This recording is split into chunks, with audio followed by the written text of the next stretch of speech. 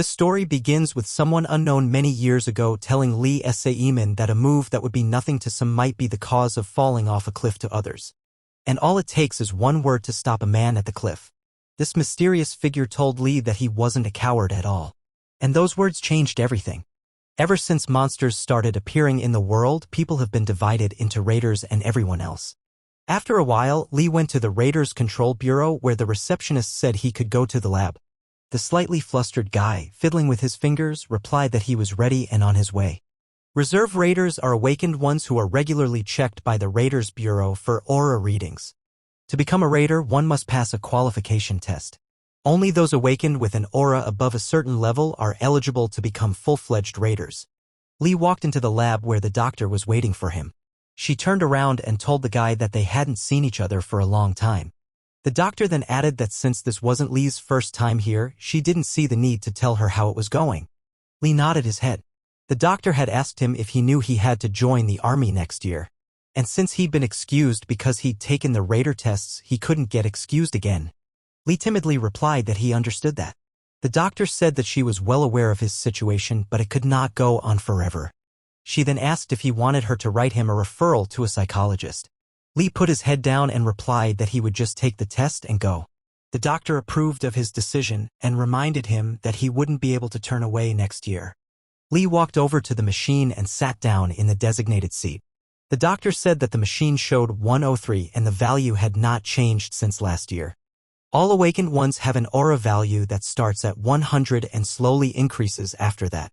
And Lee's value hasn't changed since he found out he was awakened.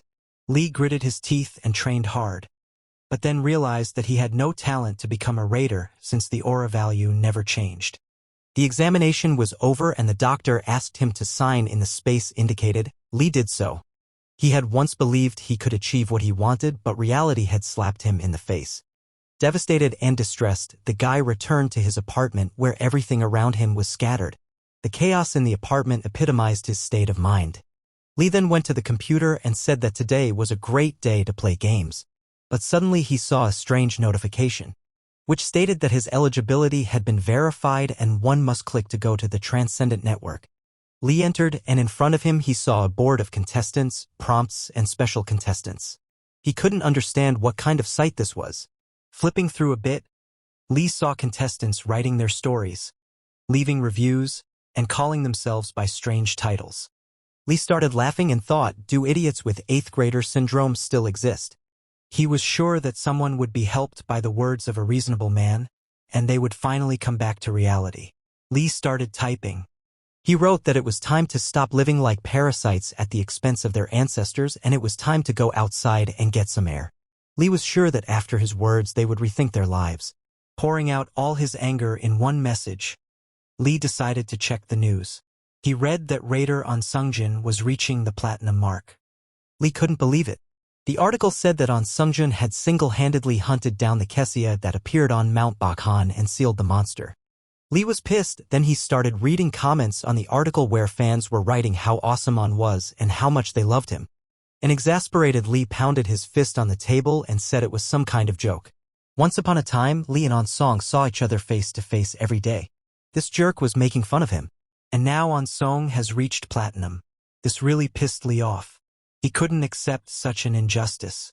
Lee walked over to the board on which all his goals and training plans were marked. He took one of the papers. I read what it said: 300 bench press, 8-kilometer run, push-ups from the floor. Lee clenched the paper in his fist in anger. Then he sat down at the computer again and said he was a loser. Dropped out of school to become a raider, and now he's a keyboard warrior, a couch critic who can't pass the qualifying test. As soon as Lee opened the computer, the site appeared in front of him again.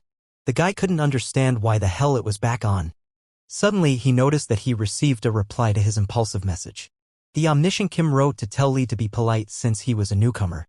Lee signed himself as the unemployed Lee Se-min and started dialoguing with omniscient Kim. Lee wrote that he was actually a raider. Kim asked him if he was now talking about people from his dimension and how old he was and if he was even a guy or a girl. Lee asked in response how old Kim was.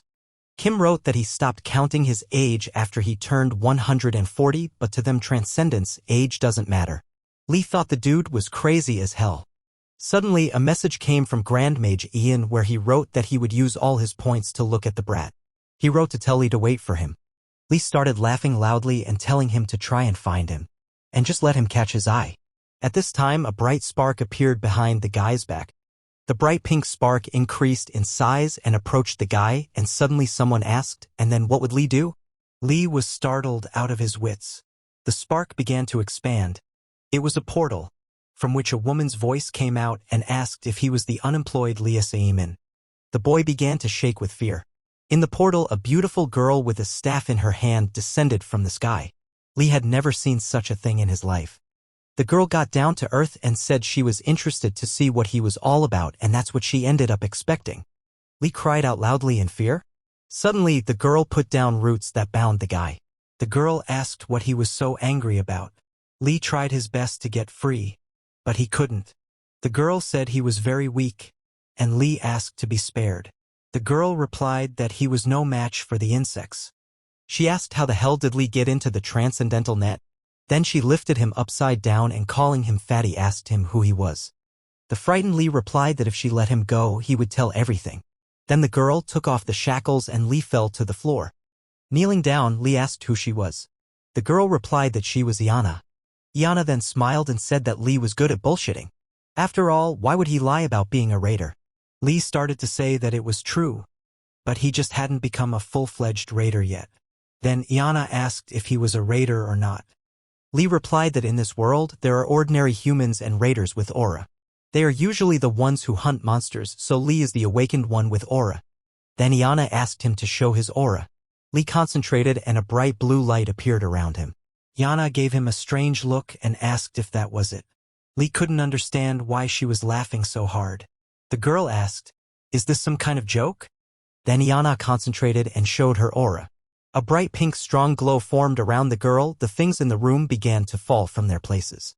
Lee realized that it's an unstoppable force, and it comes out that the transcendents are the monsters.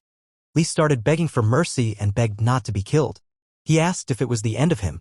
Suddenly there was a knock from the next room and the neighbor asked if Lee was all right. The neighbor said that there seemed to be an earthquake. Lee replied that he was fine.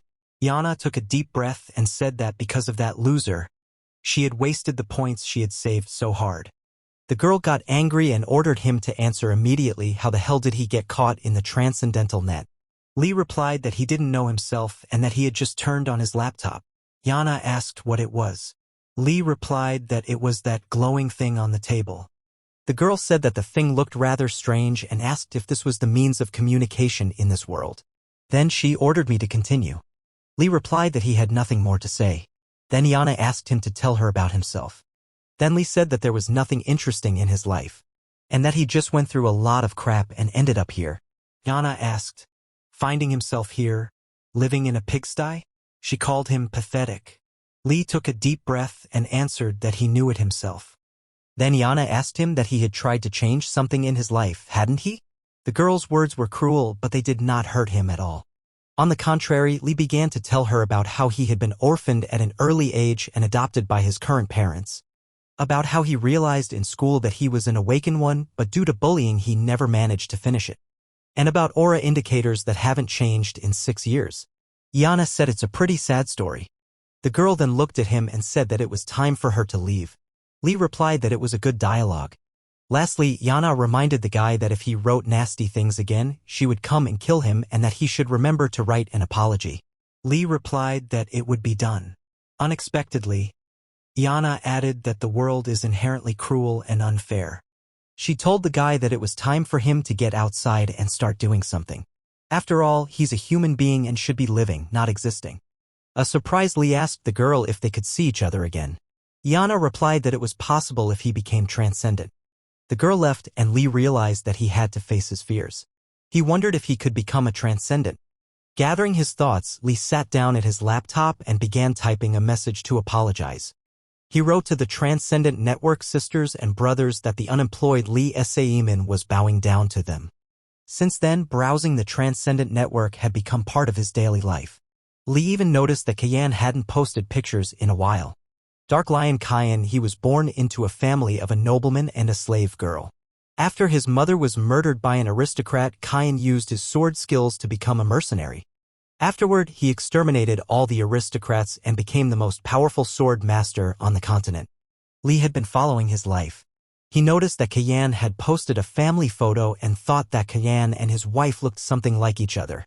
Lee wondered if he was relishing the family photo even though he himself had stopped calling his parents. Suddenly, he received a private message. It was Ghostblade Furjin, one of the best sword masters. Lee immediately greeted him. Furjin was surprised that Lee was so quick to respond and said he had a question. Lee asked what the matter was. Furjin wrote that there was a girl who had stolen his heart and he needed advice on how to get her. Furjin was already like an older brother to Lee. Lee wrote that one should start with an emotional message, like asking her where her wings went. Furjin asked what that meant. Lee wrote that in such a case one should answer that they had mistaken the girl for an angel. And the moment the girl smiles, it should be said that her smile makes his heart burst. Furjin was surprised. Lee wrote, then you can't stop there. It would be necessary to press on until she fell head over heels in love. Furjin thanked Lee and wrote that as soon as he gained enough points, he would be sure to visit him. Lee smiled and thanked him. In talking with the Transcendents, Lee noticed one common trait: doership. They never put off what they had to do. They always kept their promises. They didn't look for excuses or run away from their responsibilities. Lee realized that unlike all of them, he was just a slacker. He put his head down and cried. Lee told himself that he needed to face the truth and that he couldn't become a raider. Then he went to the refrigerator and pulled out a bottle of beer, took a couple sips, and plopped down on the bed. He stared at the ceiling, crying and questioning why he had to be given an aura in the first place. After all, he had never imagined anything else in his life besides becoming a raider. He wanted to achieve his goal and prove to himself that he hadn't made the wrong choice. Lee wanted to show everyone that he was not a loser. But it stuck at 103. And that value hasn't changed in 6 years. Lee said he can't even get out of bed. Then, after taking a couple more sips, Lee sat down at his laptop again and wrote a message that he wanted to change. Lee hesitated for a long time whether to send this message or not. And yet he did. After that, Lee passed out. After a while, he woke up and realized that he had fallen asleep at his laptop. And looking at the screen, Lee realized that he seemed to have drunkenly posted some strange entry. Lee began to read the responses to his post. Necromancer Commander Gehert wrote that the most important thing was to go outside. The Dragon Lord Amunkasser wrote that life is short and should be spent in a good way. Furjin replied that he would be sure to visit Lee when he had collected the points. Invisible Killer Dam wrote that in any business the important task is to start, and then it gets easier. Lee was surprised to see such active support. He began to thank them all and didn't even notice that a portal had appeared behind him. Suddenly he heard that he was the unemployed Lee Saimin. The boy was startled out of his wits. Lee didn't even dare turn around. He began to speculate who it could be, such a harsh voice like sharpened metal. Suddenly Lee realized that it must be one of the Transcendents. Suddenly the stranger's hand touched the boy's back. Lee immediately jumped up from his seat. The stranger began to say that he was helpless and depressed. Lee continued to scream in pain, his body glowing with aura. The stranger kept saying that he had a weak will, a cursed constitution corroding his mind and body. Lee couldn't endure this pain. Tears were pouring from his eyes. It felt like a huge number of snakes were simultaneously biting his body. Unexpectedly, An Song's image appeared and ordered that Lee Saimin should keep his head down. Lee was trying to resist at this time. The stranger said that it was coming out that Lee hadn't given up yet. Then he added that the guy had a good name.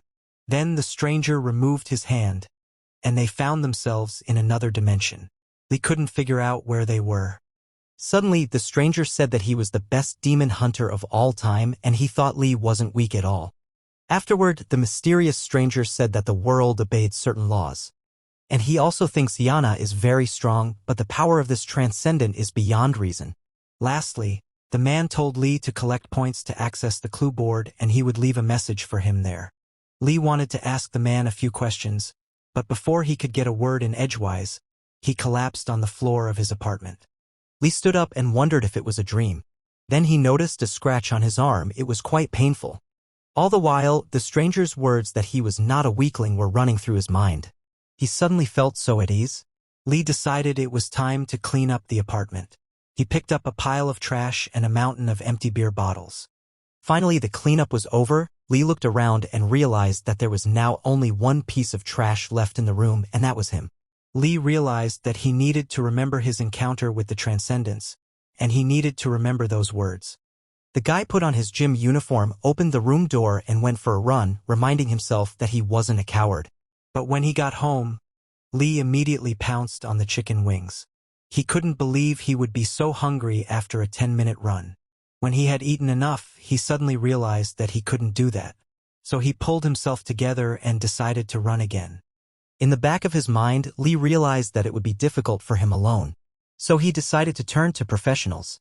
Seeing the announcement on the street, Lee came to the gym. He timidly walked inside and asked if anyone was there. Then, walking a little further, Lee saw a huge, strong man in front of him lifting a barbell with a heavy weight. Lee marveled at what he saw, and suddenly the man said he was seeing him here for the first time.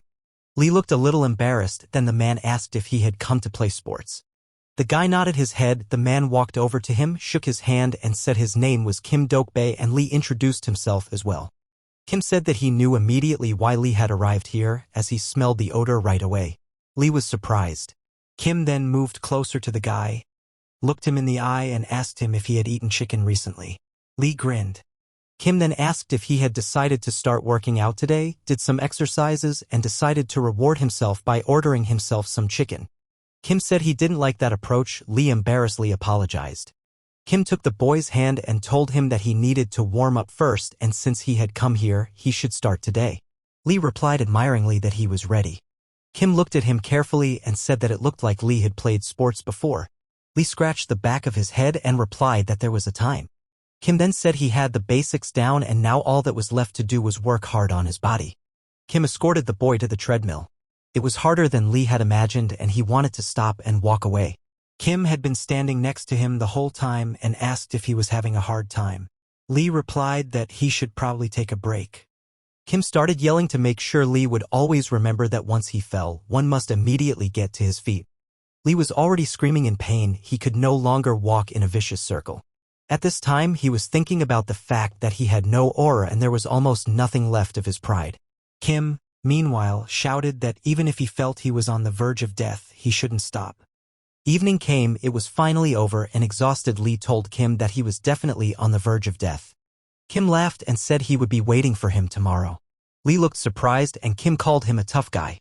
Lee thanked him and went home. For the first time in a long time, he felt the long-awaited taste of accomplishing something. After getting home, Lee wrote a post about how today he took the first step toward his dream. Then he remembered the top demon hunter telling him to look at the clue board. However, a notification came in that he was not allowed access to the clue board due to insufficient points. Then the guy started to think how he could earn points. The system sent him a notification that he needed to complete a quest and lose his weight to 100 kilograms or less. After seeing this, Lee almost went crazy. He started screaming that how is this even possible to lose weight to 100 pounds? And the very next day, Lee was back in the gym. While running, he thought about losing 100 pounds no matter what it cost him. And all Kim kept saying was that it was necessary to keep running even if he died. Some time passed, and then one day Lee looked at himself in the bathroom mirror and noticed that he had lost a little weight. A smile appeared on the guy's face, and he decided he was going to do some interval training today. Surprisingly, while jogging, a strange girl spotted him and thought this guy was jogging here again. When she first saw him, he looked like a huge pig. And how different he was now. Meanwhile, after a grueling run, Lee started doing pull-ups on the bars. He kept telling himself that he couldn't get stronger until he started working on himself. Lee had no strength left at all. He began to shout loudly that he was not a weakling and that he would get his way even if he died. The girl heard this and thought that this guy was very serious. So she decided to make the first move. The girl walked up to Lee and said that she noticed that he always practiced so hard. It was commendable. She also said that she noticed him back on his first day, and it's rare to find guys so dedicated. In response, Lee only nodded approvingly and said he had to go. He didn't even plan to continue this dialogue. Getting that, the girl got angry and thought why the hell did she even talk to him in the first place.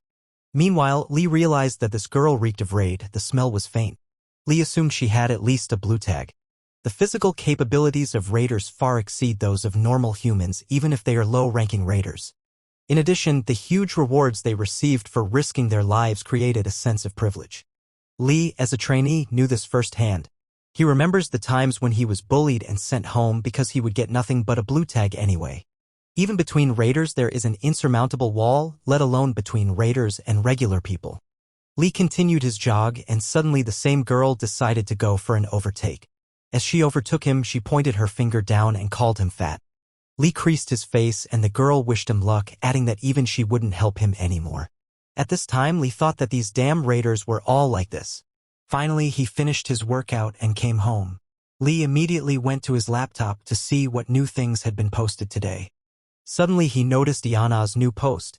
The first time, Jana seemed intimidating to him, but in fact she turned out to be sweet and affectionate.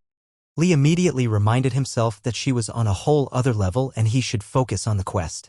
He clicked on the quest confirmation button, and the system alerted that the weigh-in of participant Lee Sae-min was taking place.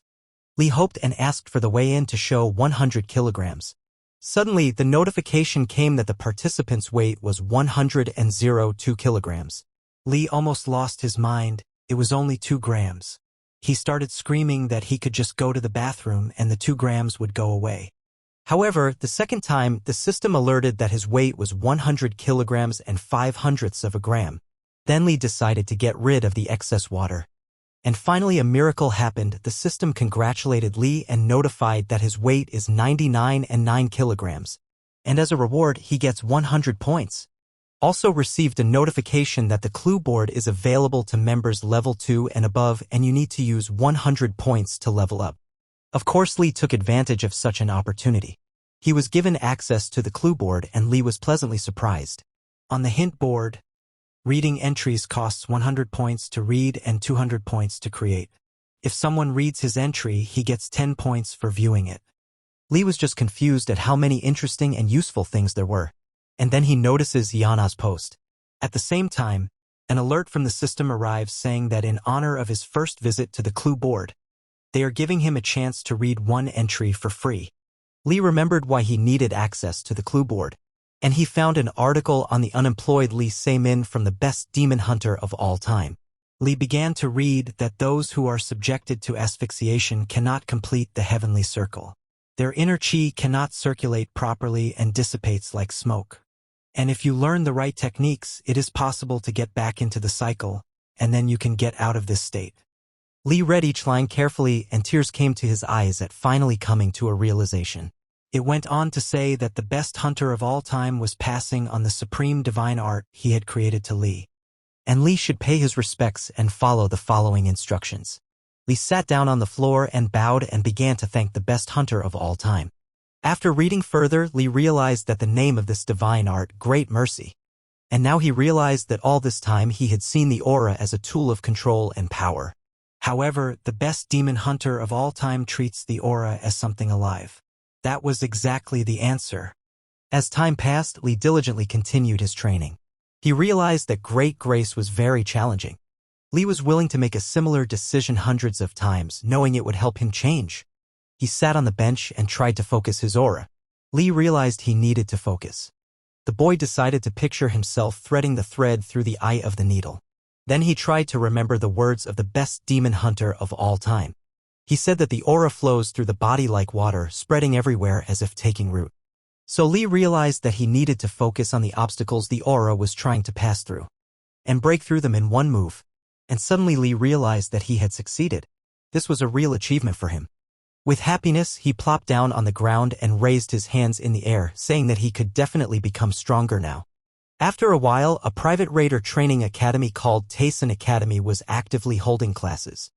All of a sudden, during one of the training sessions, a guy came to the teacher and reported that someone had come to see him. The teacher was surprised as he wasn't expecting anyone and couldn't even guess who it could be. He stepped out into the hallway, and what was his surprise when he saw Lee Sae-min in front of him. Lee smiled and told Master Hwang Young-hoon that it had been a long time since they had seen each other and it was a pleasant meeting for both of them. The master almost cried from surprise and happiness. He began to shout that Lee the bastard had succeeded. Even though he didn't become a raider, he was able to change. Hwang then jumped on the guy and hugged him, telling him to call him brother and offering him a drink. However, Lee told the teacher that the reason he was here was because of his aura. After saying that, Lee concentrated and showed his skills to Hwan. Seeing this, Huang didn't know how to react. It was unexpected. Li asked him if he could look at her once. Huang immediately shouted to his students that he would be excused for a while and let them continue practicing. The teacher suggested that Li start by measuring the value of the aura. Li agreed and was once again inside this machine. While inside, Li asked what the indicators were. Huang replied to let him take a look for himself. Li opened his eyes and saw the mineral aura value in front of him. This was something he definitely didn't expect. Huang started shouting his hearty congratulations as his curse was finally over. The guy couldn't come to his senses and believe it. After all, he had only been practicing the techniques for a month and his aura value had grown so much. An equally surprised Huang asked the guy how he did it. Li replied that he just happened to meet someone and he gave him some advice. Huang says that's just amazing. And now he thinks they might try to have a duel. Huang then smiled enigmatically and said that there's a kid here who loves himself too much and Huang needs someone to teach him a lesson. Li gave him a surprised look and Huang said he was sure Li would easily defeat him. Then Li replied that he agreed. So Huang organized a duel. Li and this guy were already in the ring opposite each other. However, the guy turned out to be not so simple. He asked Huang if he really wanted him to challenge the stranger to a duel and how much aura he even had. Huang replied that his figures were about 1,000. And after saying that, the guy seriously thought about it. He realized that this was a 1,000-point bet and this stranger must be one of Huang Yonghun's disciples. After thinking it over, the guy walked up to Li and said his name was Jin Se. Li introduced himself in return and said that he was pleased to meet him. Jin was set on hand-to-hand combat without weapons. He was confident that he would destroy Li with his aura alone. So he throws his first punch and what was his surprise when Li dodged with ease and began to strike back. Li's next punch flew right into Jin's face. He asked if he was okay and if he was hurt. Jin got a little angry and said that he could see that Li had the basics. And after saying that, he started to attack, asking the guy when he's going to get serious instead of playing these childish games. Li was able to defend against this blow. However, Jin landed the next blow which sent Li tumbling to the ring net and he fell to the floor. Jin smiled proudly and said that was the end of it. He immediately pounced on top of Li to finish him off. But it wasn't that easy. Li was able to resist and knock Jin to the floor. Jin wondered if this guy knew jiu-jitsu. Raiders don't usually spend a lot of time learning martial arts such as jiu-jitsu. Since they are fighting monsters, they see no point in learning martial arts or pain techniques. While Jin was pondering about Li's skills, he intuitively threw a punch in the air. The surrounding people started laughing loudly. Seeing this, Jin was even more angry and he still found the strength to get up and continue the fight. Gathering his hatred and anger together, Jin decided to attack first and strike a decisive blow. However, Li dodged with ease and immediately struck back, causing Jin to fall to the floor. Li then used a couple of techniques and immobilized his opponent, capturing him. He didn't even give him a chance to move.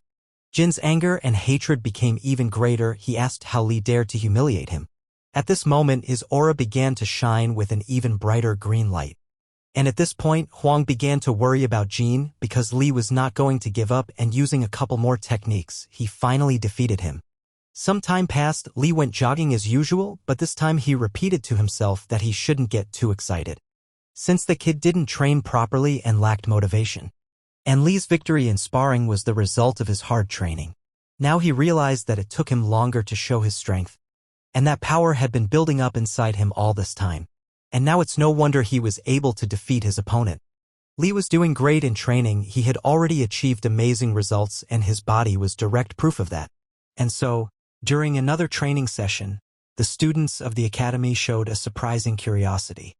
The two boys took a long look at how Li was doing and they clearly had something to ask. One of the guys had a flyer in his hand that said this man had managed to change in just 3 months and was now called Mr. Strongman.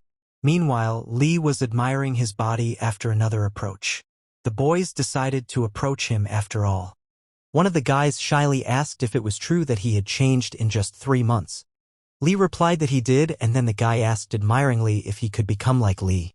Li replied that they had approached the wrong person. The guys were surprised, and Li added that first of all, they should show respect to the boss. At this time, a coach appeared behind the boys' backs. He said that he welcomed them and that his name was Kim Dokbae. The guys realized that the man looked quite serious. Kim, meanwhile, offered to go to his office and talk. After a while, Kim brought the guys out and told them that they wanted to become like Lee and so they would follow the same training. Lee smiled and asked the coach if they could handle such a workload and be patient. Kim said they signed a contract that says they can't give up going to the gym for a while. And more young guys in the gym is great. Lee smiled and wished the guys good luck. Then he realized he hadn't gone online yet today to see what was new. He started visiting the site from his phone a long time ago as he is busy working out most of the time and locking himself at home with his laptop is no longer sitting around. Meanwhile, the guys barely made it through their first workout. One of them said he felt like he could die. But Lee decided to show something else. The guys couldn't figure out what he was doing. They assumed Lee was a raider after all. One of the guys said that it was coming out that Lee was now his senior comrade. The other replied that it was true. Lee realized that lately he was starting to get some strange looks at him in the gym. Especially those newcomers who had recently become members of the training hall. Lee couldn't understand why they were staring like that. It made him uncomfortable. Especially since he wasn't interested in guys. Finally, one of the newcomers approached Lee. He apologized and said he felt something while he was looking at him. Lee asked, "What does that mean?" And then the guy said he knew who Lee was. Lee then asked, even more surprised, what he was talking about. The newcomer replied that there was no point in hiding. Lee was already angry and said that he had nothing to hide. And the newcomer asked the question directly, asking if he was a raider. Then Lee smiled with relief and replied that he was. Lee exhaled, as his hunch proved to be false. The newcomer, meanwhile, was glad that he had been right. Lee told him that he wasn't really a raider and he was going to take the exam. The rookie then asked that it was going to be held in a month, right? Lee replied that he did. And the rookie said he was a little jealous since he wanted to be a raider too. Lee was surprised and the newcomer said that he, like Lee, was an awakened one and showed him his aura. Lee replied that he understood now and asked why he didn't attend the Raider Academy but trained here. The boy replied that his parents thought it was dangerous to become a raider, so he would wait until he was of age, but in the meantime he would concentrate on his studies and build up his physical strength. Then Lee told the kid that among the raiders there are many who bloom late. And to become a raider you need not only aura but also time and effort. The rookie replied that he just had to become a raider. Lee then asked why that was so. The guy replied that it's pretty obvious, as a raider is the coolest profession. Ranked number 1 in a survey of elementary and middle school students' career aspirations. Lee then asked if he knew how to control the aura. The boy replied that he understood a little about how it worked. Lee asked him to demonstrate. The guy was scared at first but still dared to do it. Lee looked at it and said he did great and asked if someone helped him with it. The boy replied that he had watched a lecture by Raider on Sungjun. Lee responded that he did well and advised him to keep practicing as controlling the aura is very important. The guy replied that he understood, at which point Lee told him that he was a bright kid and he hoped they would meet again at the top. The guy was genuinely happy about this and thanked Lee from the bottom of his heart, promising that he wouldn't give up either. Lee smiled and thought what a great feeling this was. But after a second he immediately reminded himself to cheer up. Lee then went home and sat down at his laptop to log onto the net. He read the cool title, Authoritative Fighter, and told the best demon hunter to wait a little longer. The clue board was very helpful in learning new skills. Lee decided to read new discussions online. Ghostblade Furton wrote that he was currently busy because of a relationship and Grand Mage Jana asked what other relationship he could have with that face. Lee chuckled and said that it was business as usual on the net today. Then he hesitated and said that after he finished here, he was going to do a little research to qualify as a raider. However, he didn't know if the in-depth part of the test would be randomized this time, so Lee decided to look for information. The cherry on the cake of the qualification exam to become a raider is the mandatory in-depth part. Lee read in the news that the advanced portion of the exam was once again truly historic. Every year the tests are always different and no one knows what to expect. Even after successfully passing the written test, the aura and martial skills assessment, it was not uncommon to fail the last stage, the in-depth test. Lee remembered that last year it was a debate. He didn't understand how the hell the debate would benefit the raiders at all. Wasn't it enough that raiders were good at fighting and killing monsters? Lee found an advanced placement test prep book online. He chuckled and couldn't figure out if anyone was really spending money on this. Not a minute later, Lee was already on the phone asking how much the fee was and if the information was accurate. He then asked if they knew anyone from the association and asked them to send him the account number. Lee finished talking and thought that this would probably be enough, and pretty soon the whole world would recognize Lee Saemin. After a while, Lee was practicing outdoors again when he suddenly smelled some strange odor. When he turned around, he noticed the same girl and she looked at him. Then the girl ran up and asked him that they knew each other. Lee tried to hide, but it didn't work. The girl said admiringly that he had lost so much weight that she hardly recognized him. Lee asked her to stay out of his way and ran on. Then the girl said that she apologized for being rude last time. Lee gave no response, so the girl decided to introduce herself and said her name was Kim Sung-ha. Out of politeness, Lee also introduced himself, then the girl asked if he was a raider. The guy replied that he was just about to take the exam. Kim wished him luck and informed him that she would be there too, coming to support the newcomer on their team. Lee strained a smile and replied that he would look forward to the meeting. Kim wondered what that smirk was about since the newcomer to her company was a real ace. Lee then asked if she wanted to argue. Kim responded by asking what he meant. And then Lee offered to see who would win out of the two of them, him or the newcomer from her company. But it's not that simple. Lee clarified that the winner gets the wish, and the girl replied that in that case, no rejections. The girl was surprised since not long ago he was just an ordinary piece of pork and now he was making a fool of himself. And so here comes the day of judgment. 7 a.m. and 50 minutes, Lee, like so many others, stands at the entrance to the exam center. Lee stood there thinking about the transcendent network brothers and sisters believing in him. Suddenly, he noticed that kid. Lee had clearly decided that he couldn't fail after all he had been through and he would definitely make it through. And so Lee is already in the classroom preparing for the first part of the exam, the written test. He had heard that the difficulty of the written test had increased from this year. And paying attention to the assignment, Lee realized that it looked quite difficult and there were many trick questions. But Lee was also well aware that hard work was worth the blood and sweat. He began to read the questions carefully and found suitable answers. Lee repeatedly told himself that he could handle everything, and looking around, he noticed that the others were having a hard time. And then the realization came to him: if the first part is so difficult, what awaits them in the in-depth test? Suddenly the controller announced that it was time to finish and everyone needed to put their pens away and raise their hands above their heads. Also, anyone moving from this point forward will be instantly disqualified.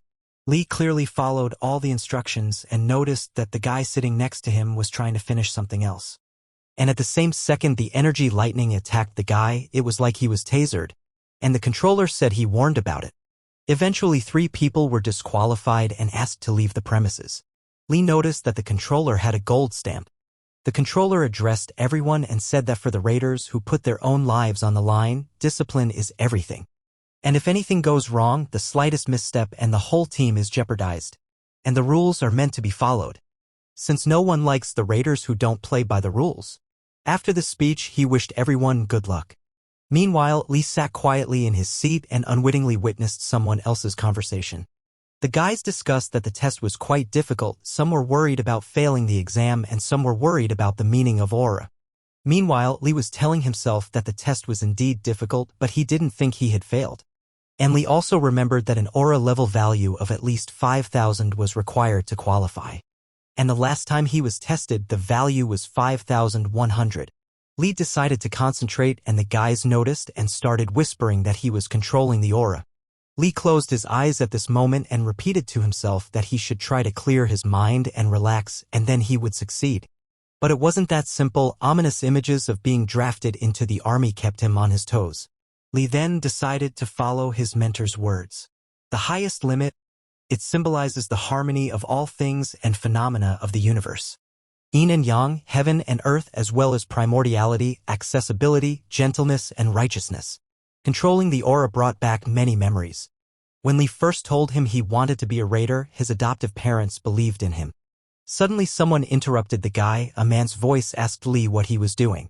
The guy opened his eyes and saw the controller in front of him. The man said that aura management should be practiced in a safe place, and isn't that the basis? Lee bowed here and apologized. The controller patted him on the shoulder and said that of course there were times when there was no choice and he'd done it once in a forest teeming with monsters. Lee marveled at this and said that he seemed to have been in a great many dangerous battles. The man smiled and replied that that was the fate of raiders. Any battle was dangerous. However, the battles inside the gate are especially memorable. Lee asked, "What does that mean, inside the gate?" The man said that as they passed through the gate, they encountered a great number of all sorts of creatures. And in the Book of Monsters, there is an unidentified creature named Black Castle. The first time they encountered it, the raiders never managed to get enough information to identify the monster. Since then, no one else has ever met it. The man now remembers trembling with fear when he met it because no matter how many times they attacked him, it kept coming. The controller suddenly remembered who was leading their group at that moment and wanted to tell Lee about it, but suddenly someone knocked and interrupted their conversation. A girl knocked and entered. She informed him that the second part of the exam was about to start. The man called the girl his manager and thanked her for the warning. He then told Lee that the next stage was about to begin and it was time for him to head to the second floor. Lee thanked him for such a fascinating conversation, and the man replied that he hoped he would have great results. After a couple of minutes, Lee arrived at the appointed place and said that he was here to measure the aura value. The kind girl asked him to wait here. Lee stood in line, and suddenly there were shouts of admiration, someone shouting bravo. Lee didn't understand what was wrong. Then Lee decided to ask a passing guy what happened there. And the guy replied that the person who had just measured the aura had surprised everyone. Lee asked for more details, and the guy said that it was a girl, and the value of her aura exceeded 30,000. Hearing this, Lee didn't know how to react. He just couldn't believe it was even real, 30,000. Lee stood in a stupor. He didn't think there were such among them. He asked himself, wondering who this raider was. Suddenly, the guy standing in front turned around and said her name is Pan Yubai and they say she's a hottie. Now everything has become much more interesting. The girl is strong, and in addition a beauty. And then Lee wondered, what if this was the newcomer he was arguing with Kim about? Then Lee decided to ask this guy if there were already people who had failed the test. The guy was very surprised and replied that there couldn't be anyone here with an aura below 5,000. Lee smiled and replied that he had really said something stupid. In fact, at this moment he remembered that the last time his aura value was 5,100. The line slowly dissipated and the last candidate was left, which was Lee. He was asked to walk over and lie down in the designated spot. An excited Lee did so. The doctor announced that he was starting. Lee concentrated and hoped the readings wouldn't be below 5,000. The examination ended and the controller reported that Lee Sae-min's aura value was 7,180. Hearing this, Lee exhaled a sigh of relief. The controller said that was the end of it. Lee started jumping with happiness, his eyes filled with tears. He started thanking everyone around him, calling them brothers and sisters. He then approached the controller and thanked him, saying that he hoped the whole year would be full of good luck for him. No one could figure out what was wrong with this guy, and only Lee realized that for him it was a victory to which he had worked so long and hard. Leaving the lab, Lee went online. He received a message asking how his exam went. An overjoyed Lee replied that everything was fine and asked what time his classes ended as he was calling for some meat and treats today. After a while, Lee was already sitting in the establishment waiting for his delicious food. He enjoyed everything around him and thought about how beautiful the world was. Suddenly he noticed the very girl Kim with whom he was having an argument. Lee thought she was strutting around like that, knowing she had such a strong trump card up her sleeve. He was of course upset by this fact, and suddenly someone tapped him on the shoulder. Lee screamed in fright and surprise. The rookie guys that Lee had called came in. The guys asked how his exam went. Lee smiled and replied that it had been easy. Then he asked the boys what they wanted to eat, and the boys said with one voice that they wanted pork. Через время им принесли их шикарные аппетитные блюда. During dinner, Lee told the guys that he realized something important today, so he was going to start living life to the fullest. The guys were surprised and asked Lee why he shouldn't be the manager of a meat restaurant since he's so great at frying meat. Lee replied that if an ignoramus like him were to run a meat restaurant, it's scary to imagine what an embarrassment it would be to the nation. Jiming then asked if it would be the same if he became a raider. The guys laughed and said it was just a joke. Suddenly the door to the dining room opened and a company came inside, some of them saying they were very hungry. Lee looked up and noticed her again. The waiter asked how many there would be and the girl said there were 5 adults. Seeing them, Ji couldn't contain his admiration. And then Kim came over to their table and told Lee that they crossed paths surprisingly often by accident. After that, she turned to the girl behind her and called her name Yubai and said that this was the guy who said he could overpower her with his eyes closed. The girl was embarrassed and then introduced herself and said her name was Pang Yubai.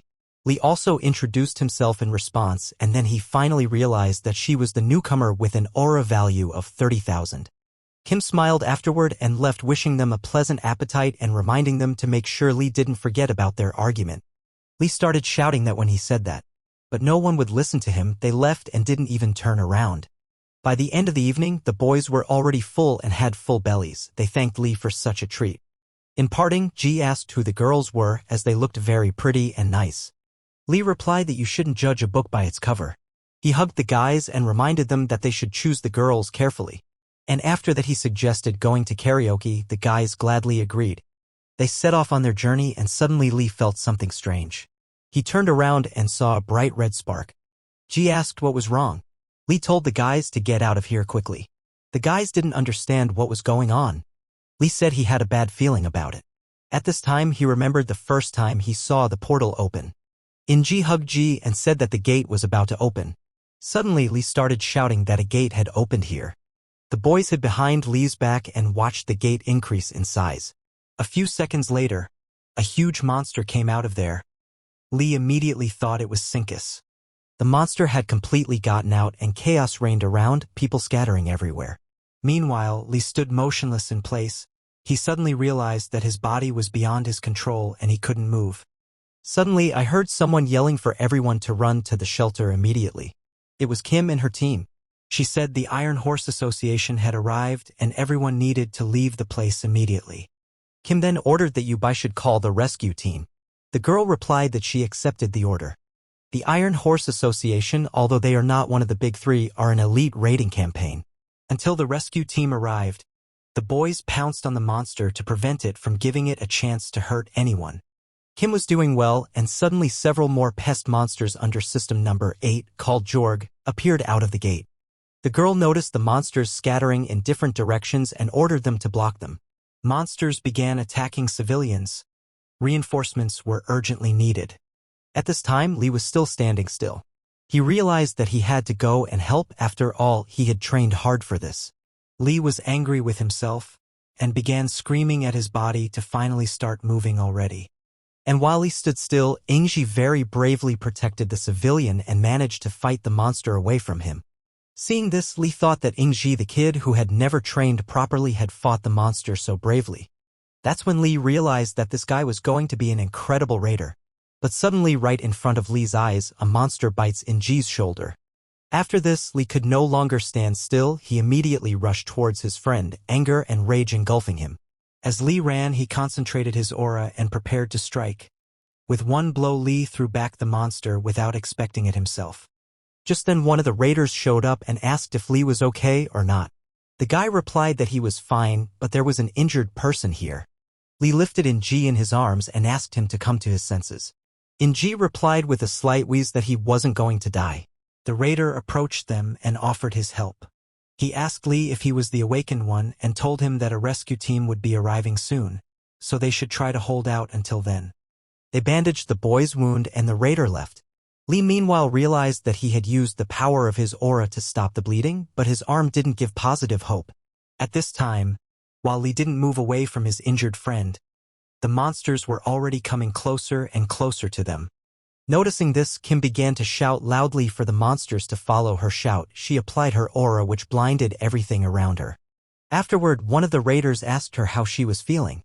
Kim replied that she was fine, but for such a large monster, it was quite agile. Also, Kim said that she knows a way to kill him quickly, however, she can't get to his head. Raider replied that backup had arrived, so they could try to join forces. Kim asked him to try to distract the monster, and she would strike from the opposite side. Raider did his best to draw the monster's attention to himself. Kim, meanwhile, came around the back of the monster. She climbed a tall building and began to wait for the right moment to strike a decisive blow. And such a moment came. Kim jumped from a great height, preparing her sword and concentrating her aura. She plunged her sword right into its head and screamed loudly for the thing to die. After such a powerful blow, the monster fell to the ground. However, Kim was also hurt and fell down with him. She started yelling that Sinkus wasn't moving anymore and everyone was doing good. She also asked that the treatment teams hurry up. Lee noticed that the gate seemed to be closing. Someone announced that there were 10 seconds left until the gate closed. Lee looked carefully at the gate and he thought there was something there. He could clearly see the image. And after looking a little closer, Lee suddenly realized that it was a catastrophe-level monster whose system number is 1, called an orc. The gate closed and Lee realized that that monster was staring at him intently from the gate. At this time, In-ji was trying to say something. Lee asked him how he was feeling. In-ji replied by asking how the man he protected was feeling and if he was alive. Lee replied that he was the reason the man was still alive. In-ji smiled and said that although he wasn't a full-fledged raider, it was the least they had to do. Lee said he was absolutely right. The next day came, and Lee started the day with training as usual. The place where the gate had been opened began to be rebuilt and life returned to normal. However, the battle with the monsters was not what Lee had imagined. He realized that if it hadn't been for Kim and all those people who happened to be near them, he might have died.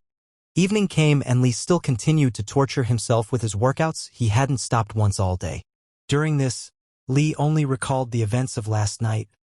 He saw the monster biting In-ji in front of his eyes every time.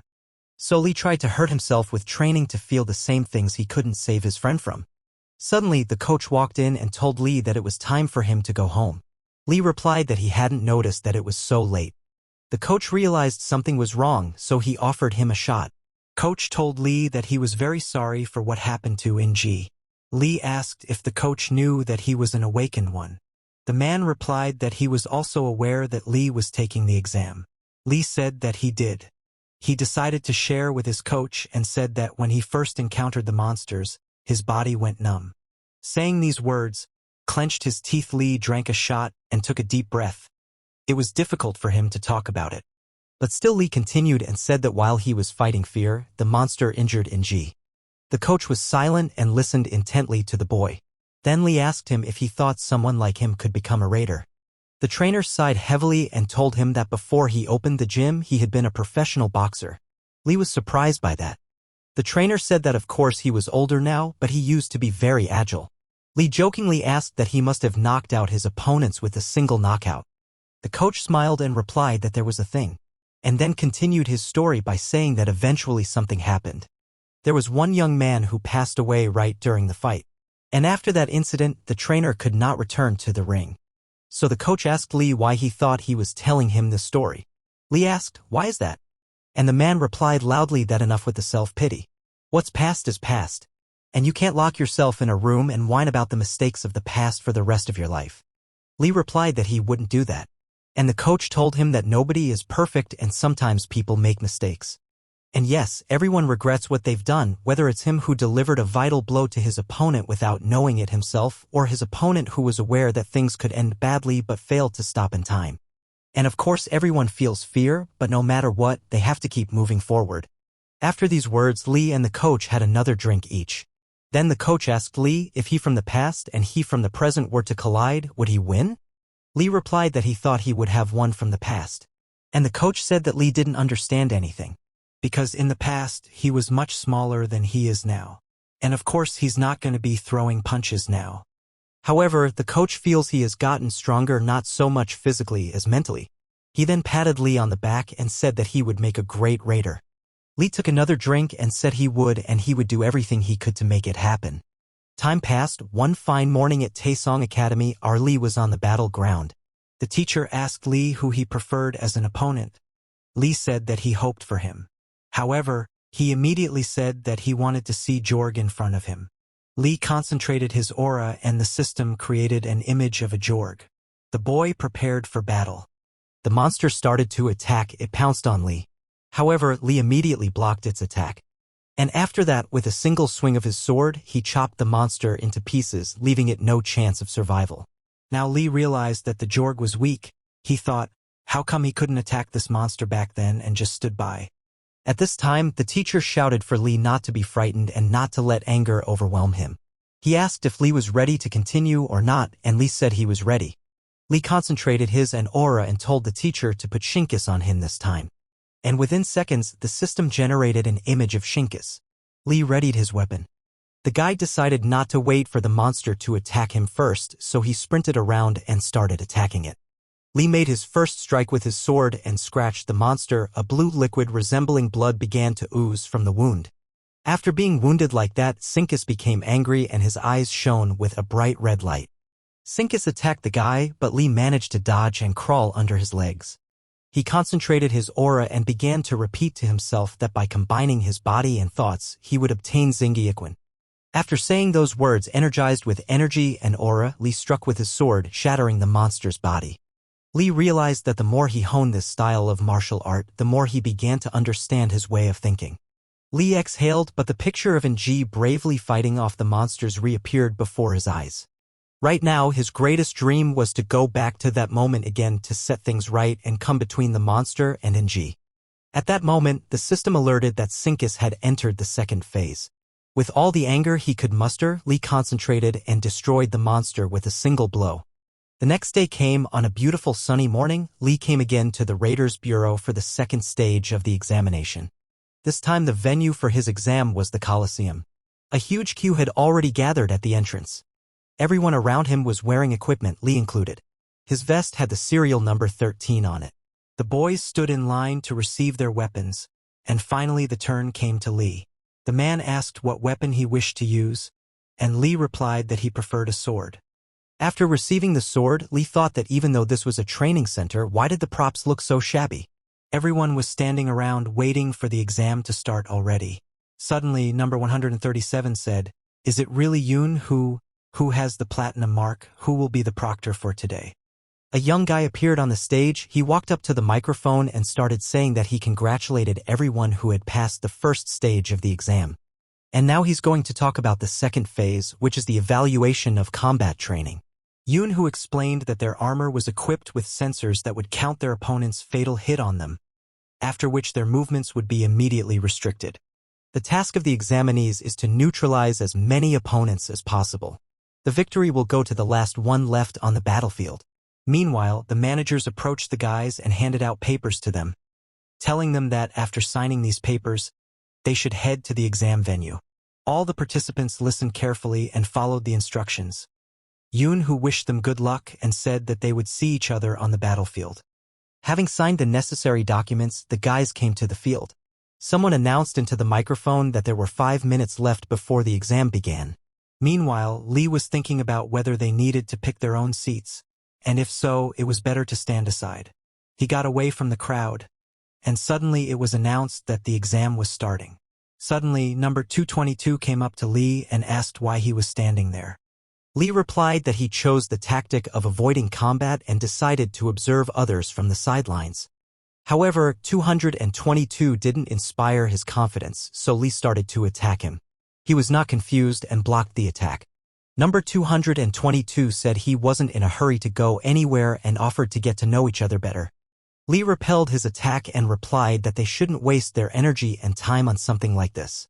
After saying those words, Lee threw away that wretched sword that only hindered him and made him uncomfortable and grabbed his opponent's face with his hand. 222 couldn't understand what was going on or why Lee had thrown away his weapon. And while he was wasting time thinking about it, Lee threw a fist punch. Immediately, the microphone announced that number 222 had been hit. And they also announced that number 13 gets extra points for first challenge win and first blood. Meanwhile, in the monitoring room, company representative Hosen asked if number 222 was definitely out. He was told he couldn't make a mistake, and the man wondered who had been able to knock that asshole out. Renegade said they say the Iron Horse Association has a talented rookie now. Infinity's representative replied it was, and he had heard that her aura value was 30,000. The Iron Horse Company representative turned out to be Kim. She smiled and said that she was very diligent. At this point, Kim thought everyone was so calm. Apparently everyone gathered has a candidate they believe in. And then they announced that number 185 is out, followed by numbers 89 and 77. And number 172 gets extra points for the triple murder. Meanwhile, Lee remembered that the best demon hunter of all time had once said that fighting using aura was like subjugating the enemy universe into his own. Fighting monsters is much different than hunting beasts with guns.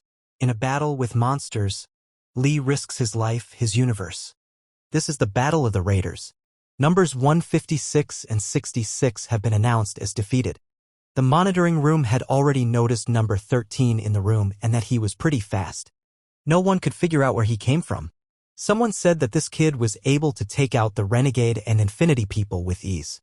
Kim suddenly shouted the same thing and was immediately silenced. She even stood up from her seat out of shock. The man sitting next to her asked if she knew him since he had recently defeated his man. A shocked Kim replied that she could say she did. Meanwhile, Yubai deftly handled each of her new victims. This time she defeated number 27. She sighed and wondered who would be next. Suddenly, number 13 appears in front of her. Yubai immediately recognized him and thought that he was the same guy who stood like a stump and couldn't do anything. She smiled and said that it had been a long time since they had seen each other and that she had heard that she and Kim had had an argument. Yubai then noticed that the number of affected participants on his vest showed the number 10. She couldn't understand how, since he was an unremarkable person. Was he the kind of person who had good skills but was terrified of monsters? Yubai then held out her sword and said that it was time to start. Lee took a stance as well and the girl made her first strike. And then Lee realized everything. He noticed that she was very fast and her aura wasn't just a joke. Yubai started throwing one punch after another. Lee barely had time to block. But he still missed one of the punches. After hitting him with her sword, the girl finished him off with another leg kick, after which Lee fell to the ground. However, he immediately rose to his feet. Yubai thought it was amazing. He was losing but still continued to attack. She assumed he had an advantage over her in skill. She didn't like that thought at all. Therefore, Yubai decided that this is not the way to go. The mere thought of someone better than her makes her howl with anger. She pulled out a strand of her hair and her aura glowed with a bright red light. Now she thirsted for blood like a monster. Lee remembered the sword that conquers demons. The meaning of the word has a hieroglyph meaning hidden. Turns out there's a demon hidden somewhere inside the sword. The sword keeps the demon inside, completely subjugating it to its master. Therefore, a skill holder could possess the same bloodlust as a monster. Lee realized that her aura was truly incredible. He didn't know exactly how she had managed to manifest a bloodlust like a monster, but he was sure that she had seen his fear of monsters that day. Lee took a step forward and YB said that he had changed. Lee told her that he was the kind of guy who could be fixed quickly and he had nowhere to run. The girl smiled and concentrated her aura and ran towards the guy. Lee too prepared his aura and ran towards him with an attack. Suddenly it was announced that the test was over. From attacking each other, Lee and Yubai were thrown off in different directions. They couldn't understand what had happened and why the trial was over. They also announced to make sure all injured people follow instructions on how to seek medical attention. Meanwhile, Lee lay on the ground and thought about the fact that he was alive, and that it was really over. And now it was time to pass the last stage of the exam. All those taking part were escorted into the auditorium. The difficulty of the last stage is that each time the task is different. And even if the raiders performed well on the first and second stages, they may fail on the last stage. So finally Lee sat down at his seat. And what was his surprise when he saw a blank sheet of paper and a pen in front of him. He didn't know what to think. Would they really be testing their drawing skills? And suddenly there was an announcement that this year the final part of the qualifying exam is an essay. When everyone heard this, they were, to put it mildly, shocked. Then it was said that no one should get up and move around before the exam started, otherwise they would be disqualified. Each examiner was then given an instruction sheet which told them to state their thoughts on the following topic: maximum 5,000 marks, time limit 1 hour. It is necessary to describe in detail why each of them decided to become a raider and what in their opinion is the main mission of the raiders. Many of the boys were saddened to hear this. Some could not write, some had not read books for so long that they could hardly express their thoughts. After a while, the examiner was reading an essay by one of the guys. It said that after he came across a video of the famous raider Hansu, he decided to become one too. The checker called it corny. The next essay said that when he was a kid, a gate suddenly opened in front of him and a random raider saved his life, and he's wanted to protect people ever since too. The reviewer said it was boring. As Lee wrote his essay, he recalled the exact moment when he began dreaming of becoming a raider. Always when Lee thinks of the raiders, he remembers him. He remembers him stopping on Sungjun during another round of bullying. He was always hurting the weak. When Lee tried to stop him, An Song said it was none of his business. Lee was well aware that yes, he was an orphan. But by the time he had come to terms with being alone, he had been adopted by his current parents. His mom and dad saw their calling in raising him. They didn't always say they loved him, but Lee could feel it. His parents asked him what kind of person he wanted to become. His father told him that all people came into the world for a purpose. One day his parents sat him down in front of him and started a conversation about how maybe their purpose in life was to raise him. This conversation Lee didn't quite understand at the time. Perhaps they were trying to protect him. Because shortly before that, Lee had learned that his biological mother had died. After reading the letter with this information, Lee threw it in the trash. It didn't matter anymore. After a while, his parents brought Lee to the Raider Academy. His mother asked him to eat well and try not to get too involved in training. And his father asked him to live up to his name. Lee asked what that meant. Then his father said that SAE means peace and Min means people. So his father asked him to become a raider who helps people. Lee bowed and said that he would definitely do that. He thanked his parents for raising him.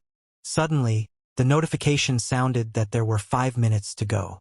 Then Lee took the pen in his hand. He started writing that monsters have taken over humanity. The only power that can resist them is the aura. So why is it given? What purpose is there for the wearer of an aura in this world? Lee wrote, "Help." At that moment, he remembered the words of the best demon hunter of all time about not being a coward. Then he wrote, "Peace." At that moment, he thought about how NG had told him that it was the least they had to do. The next word Lee wrote was safety.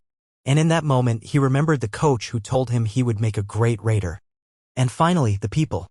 Lee wrote that this was the reason he wanted to become a raider. And suddenly it was announced that the exam was over. After a while, Lee came to the hospital to visit his brave friend. He knocked on the door of the room and said he had come to visit. NG was happy and said he was glad to see him. Lee asked how he was doing. The guy said he was fine and asked if Lee liked novellas since this one was really cool. Lee laughed and replied that he doesn't read that kind of stuff. Then he opened a soda and asked when NG would be discharged. He replied that it would be a while yet, so he would have to study in his bunk. Lee asked in surprise, what kind of studying? NG said he was actually pretty smart. Lee looked at him even more surprised. Then NG asked if he knew the square root formula. Lee replied that he had no idea what it was. NG laughed and said that Lee was dumber than him. With his head down, Lee turned to NG and said that he would help him repair his arm, but it would take time. The boy was surprised and jokingly replied that in that case he would trust him and prepare to become a firefighter. Lee asked why a firefighter. NG replied that it was actually a very cool profession too. Lee laughed, gave him a friendly pat on the head and told him he had to go. Ing said goodbye to him and asked when they would see each other again. Lee replied that it would probably be in 2 years. NG smiled and replied that he would visit him. Lee said he'd better not. It wasn't long before Lee learned that the qualifying exam to become a raider had been completed and he had been drafted into the military. Leaving the hospital, Lee, completely disheartened, began to think that his 2 years of precious youth would be wasted. Eventually, he couldn't take it anymore and started yelling all over the street that this was the tyranny of their state. The Immortal Squad is a specialized unit made up of awakened ones who have not passed the qualification test. That's exactly where Lee is going to end up. The other day, Coach Huang told Lee that he would need to purchase a weapon. Lee asked what for? And the trainer said that he realized that each awakened person had his own weapon. The military would not be able to provide it for everyone. Completely desperate, Lee came to a gun store. The salesman greeted him but immediately realized that there was something wrong with the guy and it was better not to be nice to him. But still the salesman asked if he was a conscript. When he heard that, Lee flashed like lightning. Then the guy said they have them a lot and asked what he was looking for. Lee asked to see what kind of claymores they had. The salesman said, attractive on the outside but empty on the inside. Lee asked what that meant. And the guy explained that that's what they usually say about claymores. The salesman then smiled and said that of course they sold any two-handed swords. The claymore is a weapon of important historical significance along with the Japanese sword and the Zweihander. It is the weapon of choice for many who are uncomfortable using modern weapons. The salesman told me that the Iron Heart Company make great claymores but the price tag bites. That's why most people choose domestically made swords. And nowadays people call a claymore a two-handed sword. The salesman suggested that Lee try one of them. Taking the weapon in his hands, Lee said it was just like the seller said, attractive on the outside but empty on the inside. Taking a couple swings, Lee said it was pretty good. The salesman, smiling, replied that he knew he would like it. since the sword is of excellent quality for a small company of maker. Moreover, it can be taken care of and used carelessly. Lee held out the card and said he would take it. The vendor bowed and thanked him for such a choice. In parting, the salesman wished him good service. But Lee frowned again and thought he had enough salt in his wound. Lee then said to himself that if one can't avoid something, one should try to enjoy it. He decided to keep practicing hard and would try to pass the test again. Lee held his head high and said that he was born to achieve his goal and it was time to move forward as he had a lot of things to do. After a while, near the demilitarized zone, Yoon Woo-jae, the Special Forces corporal of the Immortal Squad, was shouting at the entire department that this guy was a complete nutcase, and that they had enough assholes like that. He then asked Lee where he had seen soldiers buying guns. Lee apologized. The corporal asked who had encouraged him to bring his weapon. Lee replied that an acquaintance had suggested it. Then the corporal laughed and said that great acquaintances he had, but that it was better to find better friends. The corporal then looked at the guy standing next to him and calling him Gil-hun said that he seemed to have a puppy he could torture. Private Gil-hong replied that he would make a man of him. He approached Lee and called him a rookie. Yes, sir, replied Lee. Gil-hun ordered him to follow him. Lee got up and went. On the way, the private said that the corporal always reacted that way to newcomers, but he didn't know if he would return his weapon. Lee thanked him for the information and Gil-hun asked what he wanted to eat. Lee smiled and replied that he would eat a chocopale. The private said that's not how things work here. Then they came to the dining room and took portions of food. It was not as awful as it could have been. Lee thought that this place was different from a normal armory and there didn't seem to be a shortage of people here. Suddenly the private asked if Lee knew what they were doing here. Lee replied that he did not know. Gil-hun said that no one knows by coming here. Everyone thinks it's a place for guys who failed the raider test. Lee asked him that wasn't it. The private then asked him that if he failed to stop the monster, what would happen. Lee thought for a moment and replied that in that case there would be trouble. The private asked what kind of trouble.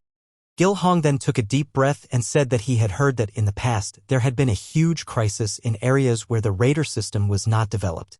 Therefore, they received help from neighboring countries. And nowadays, speaking about the gate, they imagine huge dangerous formations. Private said. For Lee to think about what would happen if the raiders failed to destroy the monsters. He then stood up and asked if Lee was full or not. Lee replied that he still had some left. But Gil-hun ordered him to get up immediately. After that, they went outside and the private told them to follow him. He jumped up and started climbing the tower. Seeing this, Lee was shocked. He thought that this guy had great skills. The private started shouting for Lee to get up immediately. Then Lee concentrated his aura and began to rise as well. The private was surprised too, and when Lee stood up, he told him that it wasn't bad. Lee thanked him. They were sitting on the tower and the private asked him if he could see the northern part of the DMZ, the place where the monsters roamed. Lee looked carefully into the distance and Gil-hun told him that there was a veritable hell out there. Lee watched in silence and Gil-hun wondered if he realized they were here for a contingency. The private then smiled and asked if Lee was scared. Lee immediately replied that he was not. And now Lee clearly understood for himself that this was now a fresh start, and would have to cope with everything that awaited him. Another morning came. The clock showed the time as 5 in the morning. The alarm clock rang and Lee got up. While the others were still asleep, Lee took the kettle and went out into the corridor. The duty officer was sitting on a chair, yawning. Lee put his hand to his head and saluted him. The clerk on duty said he was pretty spry. He then asked Lee what's for breakfast today. Lee replied, rice, fish soup, kimchi, and roast pork. Lee filled a kettle of water and returning to the room began counting in his mind, 3, 2, 1. And by the end of his counting, a loud noise came from all the speakers. Lee pulled the curtains open and started yelling that it was time to get up for everyone to get up. Lee then looked at Sergeant Kim Wai and said it was time to wake up. After that, Lee handed him some water and said that Captain Han would conduct the morning assembly. Finally, everyone woke up and started to get dressed. One of the military men asked if Lee had made his bed. Lee pointed to his bed. The morning formation had begun. The captain said that the soldiers would be arriving today after the mission and that they should be rested. Gil-hong turned to Lee and said that the squad leader was returning today, so we should be on guard. Lee replied that he understood. Lee asked what kind of mission they were on. Gil-hun replied that he was not aware of it, but he had heard that everything was happening in North Korea. North Korea is said to have fallen almost completely under the onslaught of monsters. A handful of soldiers hold a few cities, but they are surrounded by monsters. As a result, South Korea, China, and Russia formed their own borders to keep the monsters at bay. They help the North in slaying monsters and the South in defending against attack. That's the mission. Private Gil-hoon warned Lee not to dare make eye contact with Sergeant Jeon-jaen as he really dislikes it. The morning meeting was over and Gil-hun asked what they were having for lunch today. Lee replied that it was curry, soybean sprout soup, and chicken in hot sauce. Gil-hoon entered the room and started shouting that the commander had returned. The man replied that it had been a long time since they had seen each other. The commander then asked who it was with him. Gil-hoon replied that it was newcomer Lee Sae-min. Lee realized it was Sergeant Chan. Jong then said that they would talk after he took a shower. Gil-hoon wished him a good relaxation under the hot water. Sergeant Jong ordered his bag to be disassembled. Gil-hoon replied that it would be done. The boys set to work. Lee told Ji-hoon that the odor would not wash off even after 10 washes. The private laughed and said it was true. Suddenly, a monster head fell out of the bag. Gil-hoon was frightened and said that it was the head of the monster with system number 10. Lee at this moment thought that by obtaining a gold brand, there was a possibility of hunting such monsters alone. Jong returned from his shower and asked Gil-hoon if anything interesting had happened while he was gone. The private smiled and replied that the newcomer had brought his weapon with him. Chan asked, "Not for battle?" Gil-hoon replied that someone had told him that it was mandatory when joining the army, and he believed it. Jong then asked to see the weapon. Gil-hoon brought out the sword. The commander examined it carefully and asked the newcomer's name. The private poked Lee on the shoulder and whispered for him to introduce himself. Lee immediately gave his name. Then the commander asked Lee if he liked the sword. Lee replied that he did. The commander looked carefully into his eyes and said that if that was the case, then he could use it from now on. Lee bowed and drew his sword. Chan asked that surely he must have been preparing to become a raider and ended up here. Lee replied that was exactly the case. After that, Commander Jong said that they would chat later. And now he would rest and they could go about their business. He left and Gil-hun asked if Lee was happy or not. At that time, a happy Lee stood with his sword in his arms and said that he was happy. Gil-hong then said that he had never seen such a soft expression on Commander Jong's face and asked where the sword came from. Lee replied that the manufacturing company was called Metal Giant. The private smiled and said, "Now it makes sense, since it is the company of the commander's father." Chan rested and took a shower, at which time a military man came up to him and brought him a hairdryer. He asked the commander if he was scared. Chan replied that if you do everything by the book, there was a chance of walking away uninjured, but if you make a single misstep, you could die. Lee and Gil-hong witnessed this conversation. And Lee told the commander that he looked like a great warrior. Gil-hun smiled and told Lee that he was a toady. Evening came and it was time for the evening formation. The commander asked where the newcomer was. Lee immediately introduced himself. The commander then ordered him to tell him who Brucus was. Lee began to tell him that Brucus is listed as system number 23, also known as the Earth Dog. They have strong jaws and sharp teeth, attack in packs, so it is quite difficult to cope with them. Occasionally, a Brucus warrior can be found among them. His size and attack power are greater than a normal Brucus. That's why some people categorize these monsters as two different species. The commander was surprised and asked if he had studied monster science or something like that. Lee replied that he was just a regular guy who dreamed of being a raider. One of the military men said that it wasn't bad. Gil-hoon smiled and replied that he was the ace of their squad. The commander added that in addition, Brucus have a hard shell and asked Corporal Yu where they should attack the monster in that case. Yu replied that he should hit the stomach, since due to its poor eyesight, it is a blind spot for the monster. However, it is necessary to attack quickly. The commander said that was correct, but if they missed, the sword would bounce and they could hurt themselves. And now they're going to practice striking. Lee was very excited, as it had been a long time since he had practiced with a sword. The boys started the drill. Gil-hong observed Lee and said that he was pretty good with a sword. Lee thanked him. Corporal Yu also said that Lee was just a genius. Lee was very embarrassed and replied that he was just like everyone else. Suddenly, this fascinating conversation was interrupted by an unusually loud signal. Lee immediately realized that it was an air raid. The commander immediately gathered the entire squad and informed them that the Brucuses had been discovered, and it was necessary to exploit their weaknesses as they had been trained to do. And he also ordered no one to die as their relatives would receive a pittance for their deaths. The order came to go on the attack. The military rushed forward. It was announced that the object was stepping on a mine. It was necessary to disperse and go on the offensive. After reaching the right point, Lee saw a whole swarm of Brucuses in front of him. This would be his first experience with live monsters since that incident. The squad stood in front of the swarm. The commander gave the order, everyone take up positions, and when ready to engage. The military began to advance, one of them shouting that it was time to crush these things. Meanwhile, Gil-hoon ordered that Lee should stay behind him. Lee replied that he accepted the order. And at the same moment a huge monster appeared behind Lee's back. Lee immediately reacted and attacked it. Gil-hoon turned around and watched Lee bravely fight him. Eventually Lee stabbed his sword through that monster. Gil-hoon said that he was a great young man. Lee thanked him for saying that. After that Lee looked around and realized that there was no end to these monsters.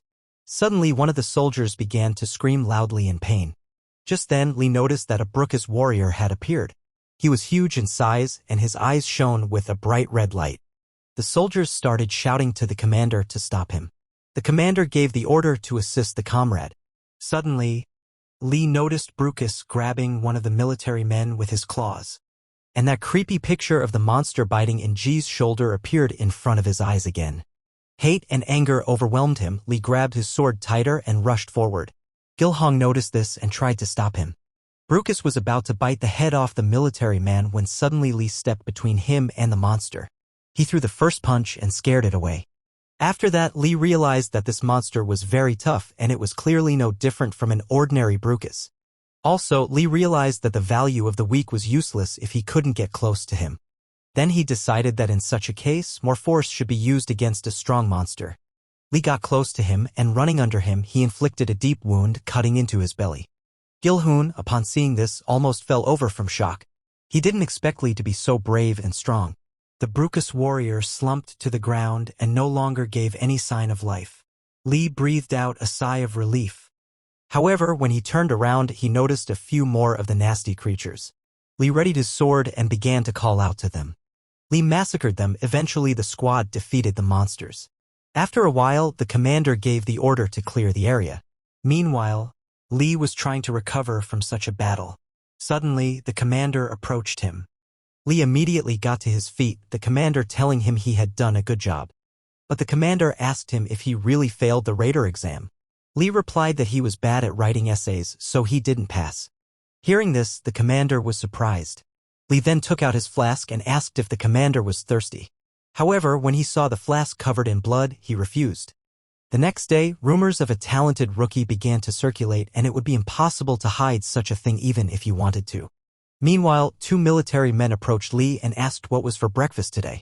Lee replied that it was rice, tofu soup, kimchi, and fried sausages. The guys thanked him and turning around one of them said that this was the guy Lee Saemin who had saved a comrade. At this moment, Lee thought that he would continue to train hard today to maintain his ace status. Suddenly, Commander Chan came over and Lee immediately greeted him.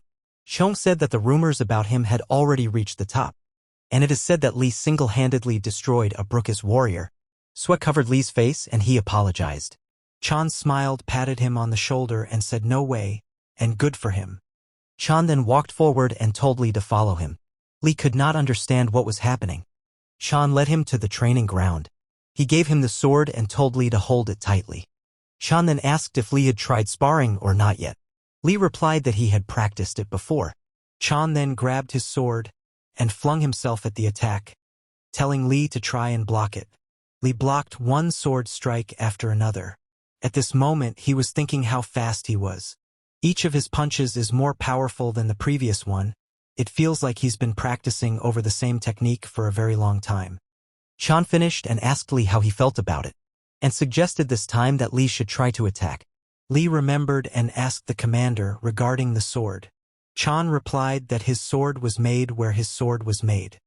Chan said he has the Model 152, a high-end product of the company's metal giant, and Lee has Model 138, a training sword. It has elegance and power. Chan said that Lee has good taste. Lee thanked him and Chan said he shouldn't thank him as he hoped Lee would continue to use him as his weapon. Lee and Zhang then continued their training. Gil-hoon and Corporal Yu watched from the sidelines and discussed that the duel between the recruit and the sergeant looked exciting. Gil-hoon said that Lee was holding up pretty well. The corporal told him it was time for them to leave and not to gawk here. Meanwhile, Lee realized that every attack of Chan was a step towards victory. And if he missed a single blow, he could be on the verge of death. This is a completely different level from Yubai. Lee realized that it was simply unbelievable. They finished the fight and Chan said Lee did well, held up really well. Lee thanked Chan for his work. Chan then asked Lee if he thought Chan would be able to become a raider once he finished his service. Lee replied that it's a given since Chan is incredibly strong. Zhang then said that his skills have improved during his time here. Lee at this point wondered if his skills were improving. He then asked Chan how he ended up on the team that was going on missions. Chan replied that he volunteered because he did not want to complete his service without any results. Also, Zhang revealed that his father was ashamed that he had failed the raider exam. Lee asked him what was overseas. Chan replied that it was hell, and didn't add another word. And then Lee understood. He asked him why the mission was in North Korea. Chan said it was an intelligence matter, they were told there was something there, but they wouldn't give details. Chan then said that if Lee was so curious, he could go there once himself.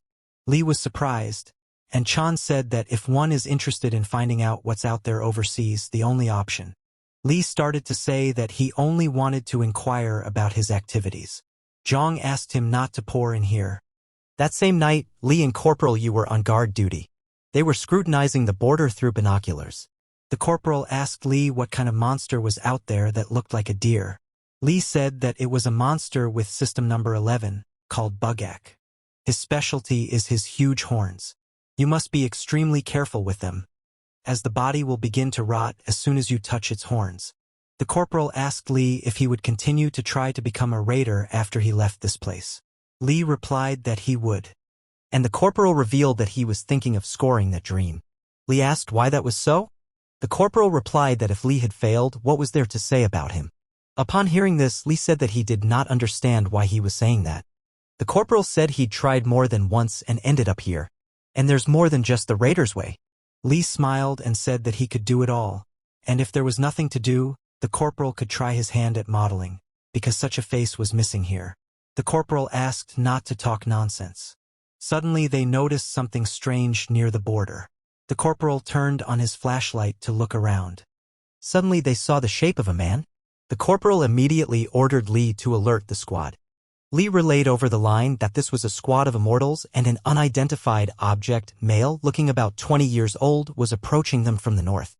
Meanwhile, the man hid behind a tree while the monster was behind his back. Lee wanted to rush to his aid, but the corporal said you can't cross the area without permission. Suddenly the man started walking forward and the monster noticed him. Lee and the corporal started yelling at the guy to get out of there. However, the man stretched his arm to the side and the monster's head fell from his shoulders as if it was not a hand but a sword. Lee and the corporal couldn't believe their eyes. The man then yelled for help and after that yell he disappeared from sight. Since then, no one has ever heard from that man again. No one ever saw him again. As time passed, during one of the lunches, Lee asked the corporal if it was true that a new group was being formed for the mission. The corporal replied that it seemed so, and asked if Lee wanted to join. Lee replied that he wanted to volunteer. Then the corporal said that Commander Zhang is strong, but even he comes back from missions shabby. And most of the soldiers come back in critical condition, and some don't come back at all. Lee replied that he still wanted to give it a try. Gil-hoon asked that does Lee really want to get stronger? Lee replied that he did too and was actually curious to know what was going on there. Then the corporal got up from the table and said if so Lee would follow him. The corporal knocked on the commander's door and was allowed to enter. When he entered, the corporal saw that there was someone else present. He apologized for interrupting the conversation and asked if they could come back another time. The commander gave him the go-ahead to speak. And then the corporal said that they wanted to volunteer for the mission. Hearing this, the unknown man was greatly surprised and asked how they knew about the mission. Lee looked at him and couldn't understand what was wrong with his face. Meanwhile, the man asked if they wanted to join the team. The corporal replied that he and Private Lee Saiman wanted to participate in the mission. After that, Zhang suddenly stood up from his seat. He walked up to the boys and ordered them to give their names. The boys introduced themselves in one voice. The man looked at Lee carefully, then he put his hand on his shoulder and said he had a great attitude and welcome. A short while later, Lee and Corporal Yu were already riding in the car with the team to the mission. Lee asked the corporal why he had decided to join after all, for he had originally been adamant. The corporal replied that it was simply time to get the rank of sergeant, and if he stood idle he would be kicked out of the army. So he thought it would be a good idea to become something like Commander Chan. Plus, now he had a fun new recruit. Lee laughed and thanked him for the compliment. The corporal grabbed him by the neck and told him to watch his back in North Korea or he would be a sewing machine when he returned. Lee asked fearfully what that meant. The corporal smiled and replied that it meant he would be darning socks. Lee then asked if the corporal would do it with him. After a while, the team arrived at the designated location. The commander gathered everyone and thanked all the volunteers for joining their ranks. Then he said it was time to start the briefing. The destination is Pyongan province, and there they will have to meet the horizon and return back. The commander then asked if there were any questions. One of the rookies asked what they do to the North Koreans if they encounter them. The commander replied that this was classified information. He then announced that they were moving out right after lunch. The man standing next to him replied, "Yes, sir." Lee asked the corporal about the man. The corporal said it was Major Kim Jin. He was the head of the unit. Lee then looked at Major Kim carefully. He noticed that there was something eerie in his eyes. The squad set out on the mission. After crossing the demilitarized zone, they had to walk. Since monsters are sensitive to exhaust fumes and smoke, and this can provoke them. On the way, the corporal told Lee that Commander Chan said that this place was a real hell, but there was nothing special here. Lee said that it was suspiciously quiet. Not even a single bird, and if there are no animals in the forest, then the reason is obvious, there are a lot of monsters here. Saying this, Lee started to feel nervous for some reason, even his aura shone with a bright blue light. Suddenly, Lee grabbed Corporal Yu's arm and said he had something under his leg. The corporal looked at him tensely. Not even a second later, there was suddenly an explosion. Major Kim started shouting that it was Statum. Statum, a monster with system number 185. An unusual species that hides in the ground and then explodes afterward, delivering a series of wave attacks. The shockwave threw Lee back several meters. The corporal managed to grab him with one hand, holding on to a tree. A huge cliff formed beneath them. Holding on with one hand, the corporal tried to bring Lee to his senses. Finally, the corporal lifted him up and asked if he could fight. Lee replied that it was all right and he was ready. Lee said that when Statum senses the presence of a human, it burrows deep underground, so it is necessary to hide in the sand and wait for the right moment to attack. One monster after another began to appear from under the ground. Lee along with the corporal were doing a good job destroying them. The corporal shouted that he would sort it out here and ordered Lee to go check on his comrades. Lee ran up to one of the wounded men and asked how he was feeling. The soldier replied that he seemed to be dying. Lee asked him not to worry about it. Suddenly Lee noticed Major Kim's aura glowing all over. Lee assumed he was injured from the explosion. Suddenly a military man approached him with a briefcase in his hands. Lee was surprised, wondering what the case was. Finally this horror was over and Major Kim assembled the squad. He said they had all done well. And since they are close to the base, the wounded must go back. But they must remember that they cannot join them after that. After saying that, the major said it was time to move on. The corporal told Lee that this place was really hell, and that he had heard that Statum was a very rare monster, but it seems they were misinformed as these things were very numerous here. Lee replied that at least they had had some great experience and would now be ready for a surprise attack. The corporal called him an asshole. At the end of the first phase of the mission, there were 2 wounded and 48 soldiers left. As time passed, the third phase of the mission had already arrived. In just 3 days, they had 3 major and 5 minor battles in which they suffered heavy losses. Major Kim reported that it was time to make a halt. He said to expect them to be here. The commander ordered the soldiers to keep their guard up. The corporal told Lee that they were not even told what to expect. Lee replied that soldiers like them were just pawns in this mission, and no one would consider them. The corporal turned around and walked. Lee asked him where he was going, and the corporal said he had to take a leak. Then Lee thought that in that case, he wouldn't waste time. He decided to practice his aura. Lee noticed that the more they went north, the stronger his aura became. There was definitely something affecting it here. Suddenly, Lee felt something moving and heading straight for them. Lee shouted loudly that the monsters were approaching them. The warriors went up and asked if it was true. Lee said that he could clearly feel several individuals. He held his sword tightly in his hands and began yelling for them to come outside already. Suddenly 3 men appeared before them. One of them said that it looked like they were being met by energetic comrades from the south. The military were shocked, the man said. His name is Lee Gil-han and he is not a monster. Major Kim approached him and said that there was a feeling that the number of monsters had increased compared to last time. Lee Gil-han replied that they had noticed some changes in their behavior. He then asked if they had brought what they were supposed to bring. Major Kim beckoned and a military man brought the briefcase. The major took the briefcase and asked Gil-han if he would check. Gil-han replied that there was no need for that. Lee watched from the sidelines and wondered if the wads of money were there or the gold bars. The corporal told him not to think about it. The corporal then asked Lee that he was the one who had yelled that monsters were coming toward them. Lee scratched the back of his head and replied that aces were sometimes wrong, too. Lee then asked the corporal if he wasn't interested in what they were risking their lives for. The corporal replied that he was not really interested, and he knows from experience that sometimes it's better to close your eyes and plug your ears. Lee thought about those words for a moment. As night fell, the squad, along with the North Koreans, moved on. Gil-han asked the major if their older comrades had returned home. The major replied that everything was all right. Gil-han said he was very sorry that they lost so many people, and he is sure that their families have been properly taken care of. Then they reached a certain part of the road, and Gil-han said that it was better for them to separate at that place. The major asked why it was necessary. Gil reminded him that he had said that the monster's behavior had changed and there was a whole crowd ahead, so it was better to go around them. Gil-han began to claim that a whole crowd of kinesis had suddenly appeared in these parts. And if Major Kim doesn't believe it, he can personally verify his words. The major looked at him carefully. Meanwhile, Lee asked the corporal why they had stopped. The corporal replied that he thought it was strange too. Lee asked what they were talking about there. Then the corporal asked him what kinesis were. Lee replied that they were plant monsters. They're also said to look like roses. The monster stands still, but as soon as it spots its prey, it pounces on it with lightning speed. Suddenly, a North Korean military man appeared behind Lee's back and said that he knew quite a bit about monsters. Lee thanked him. Lee then asked what his name was because he couldn't see the name embroidery on his uniform. The North Korean replied that it was because they were not as rich as South Koreans.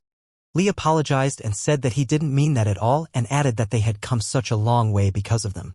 The North Korean replied that of course they personally wanted to meet their comrades from the South. Lee then said that it was so great to meet them and gave his name. The North Korean replied that his name was quite common.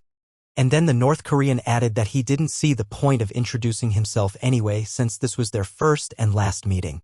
Immediately after these words, kinesis crawled out from under the grass. Lee started shouting that it was a trap. Major Kim grabbed Gil-han and called him a bastard. He started to say that he thought he was confused. And the monsters had positioned themselves here, not a little farther away as he had assumed. The major was furious and began to ask why he had done this. Smiling, Gil-han replied that he was sure Major Kim knew the answer to that question. Meanwhile, Lee started yelling for everyone to retreat.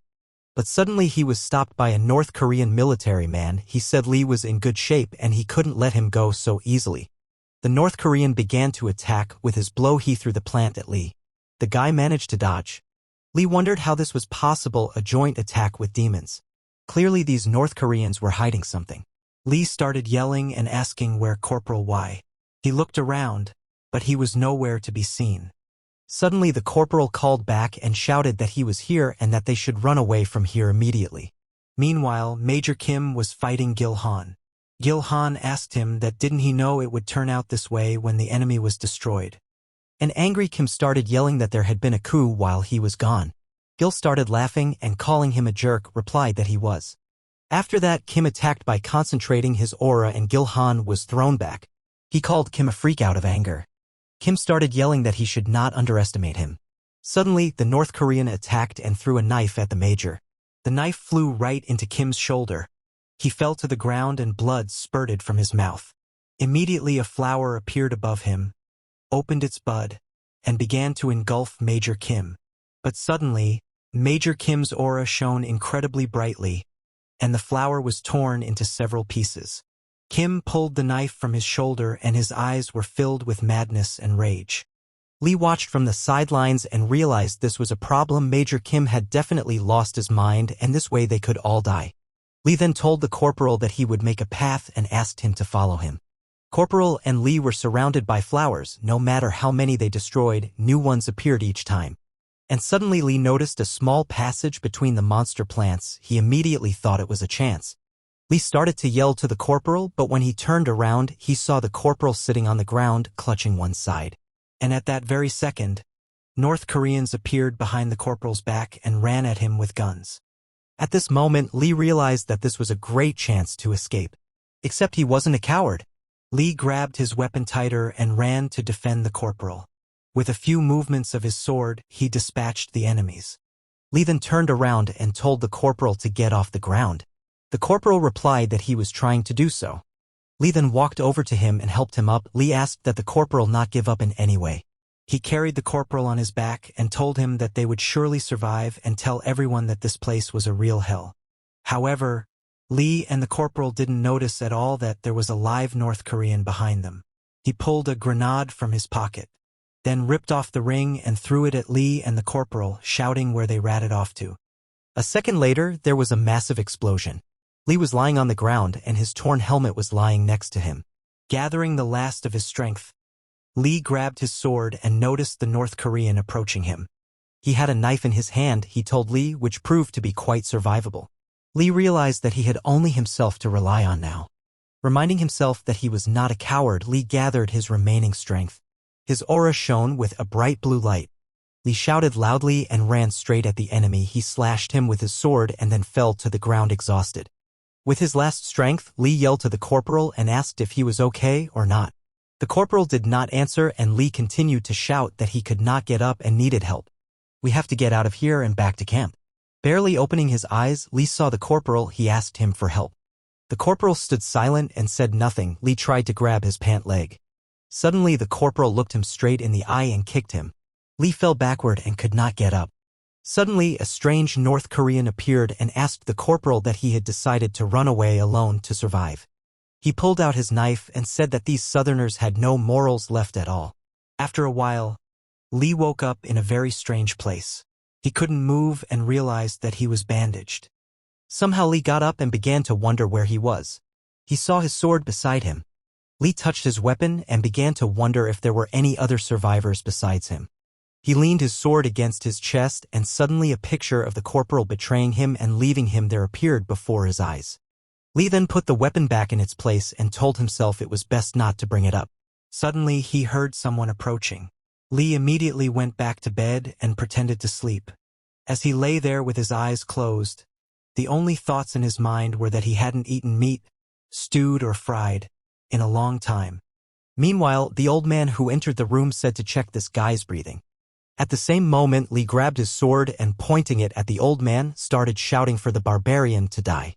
But then Lee didn't see anyone in front of him. He was very surprised and thought that was it really a ghost. Suddenly someone from above coughed. Lee raised his head up and seeing the old man there, he began to scream in fear.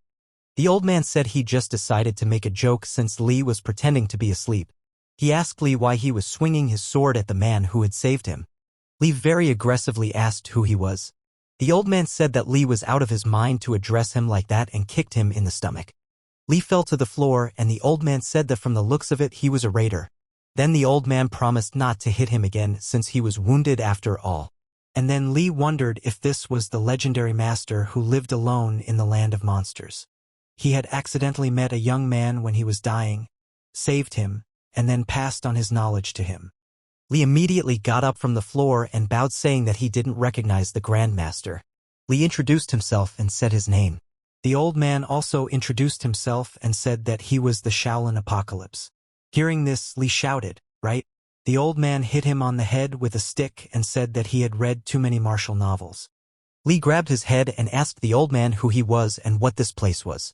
The old man said to tell Lee who he was first. Lee replied that he had already said that he was Private Lee Seaman. The old man then asked him who he was, that such energy was emanating from him. Pure, harmonious and free, as if Lee could be anything and yet not. The old man then said that this energy is spread throughout the universe and is most likely primordial chaos. Lee was shocked and said nothing. The old man began to think and assumed it was some sort of retribution to him. Lee asked him if he knew what had become of the others. The old man replied that the soldiers from the southern lands were almost all dead and the people's army retreated almost immediately. And also, the old man added that the one who threw it survived, and the one from whom the strange energy emanated also survived. Then Lee asked if he could come back. The old man replied that he did not know. The old man then led Lee to the mountain and said that his name was No Hak J. Lee replied that judging from the talk, he was not from the north. But Hak said that he was. Then Lee asked how No Hak had come to be here. The old man replied that he wouldn't be here long and he had some business to attend to. No Hak then suggested that Lee must be hungry and offered him a bite of ramen.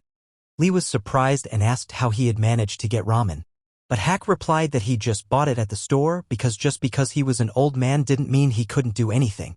Lee was very surprised and thought that they were in North Korea after all. How could that be possible? They had a snack and the old man went somewhere. Lee asked where he was going and No Hak said he had to go for a walk. Also, No Hak told Lee not to think about anything and to focus on recovery, since the main thing for him right now is his health.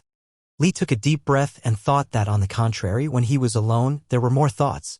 He worried about how the army would handle the case and that his parents would probably worry. Lee then pushed all thoughts away after all and decided that he should only focus on his health right now. And so 10 days passed. Lee made ramen again and asked Grandpa a lot of questions. Lee asked him if he really wasn't going to tell him what business he had here. But Huck asked why he would want to know. Lee replied that he was curious. Then the old man took a deep breath and said that he would show him, especially since Lee had already recovered. Lee was greatly surprised and the old man told him to follow him. However, Lee didn't expect it to be so fast after all, he hadn't even eaten. The old man jumped easily and effortlessly through the trees while Lee could barely keep up with him. He yelled for Grandpa to wait for him. The exhausted Lee ran and thought about the fact that he was an old man and he could move so fast, it was amazing. Then No Hak climbed up the tree and Lee climbed up too. The old man asked him if he could see something over there. Lee looked closely and said that it was the base of the people's army. The old man nodded his head and said that that was where the evil was. Lee was surprised and asked if the old man was sure that evil was there. But Hak looked at him and said that there was a passage leading to hell. Lee took a closer look and thought that only one thing was clear, this place could definitely not be paradise. The old man stuck his hand in his pocket and asked how there was no way not to have a drink here. Lee asked for a sip too. The old man took a couple sips and told Lee not to even get his hopes up. Lee rolled his eyes. No Hak then revealed that the People's Army was conducting its biological experiments in that place. Lee was surprised and asked what other experiments. The old man said that they were conducting them using this tremendous power. And then No Hak added that they, South Koreans, are no different from them. They don't even know what it is, but they insist that it is theirs. Lee asked what it was all about. The old man replied that there was a sinister power there that shouldn't be here. They continued on their way through the forest. Suddenly, a strange man with a very strange energy appeared on their path. The man told the old man that he sensed something strange here and asked what the other puppy next to him was. And felt that this man's aura was exactly the same as the one in the pit. Meanwhile, the old man told him that they had not seen each other for a long time and called him by the name Pak Min. The old man also added that he thought Park was now engaged. The man replied that he heard the news of his appearance and came down immediately. Hak thanked him for coming out to meet him. The old man then told Lee to step forward. Lee asked what he was going to do. Hak replied that he would probably have to fight him. Meanwhile, Puck had already prepared his weapon. Lee stood still. The old man asked if he really wanted to fight him himself. Lee put his hands up and Hak said that he could at least pretend to want to help. The old man stepped forward and Lee asked if he was sure he could handle it alone. Hak replied that he wasn't so bad yet that he could lose to this man. Lee knew that the old man was an excellent master, but this man was really dangerous. He looked like a beast in human form.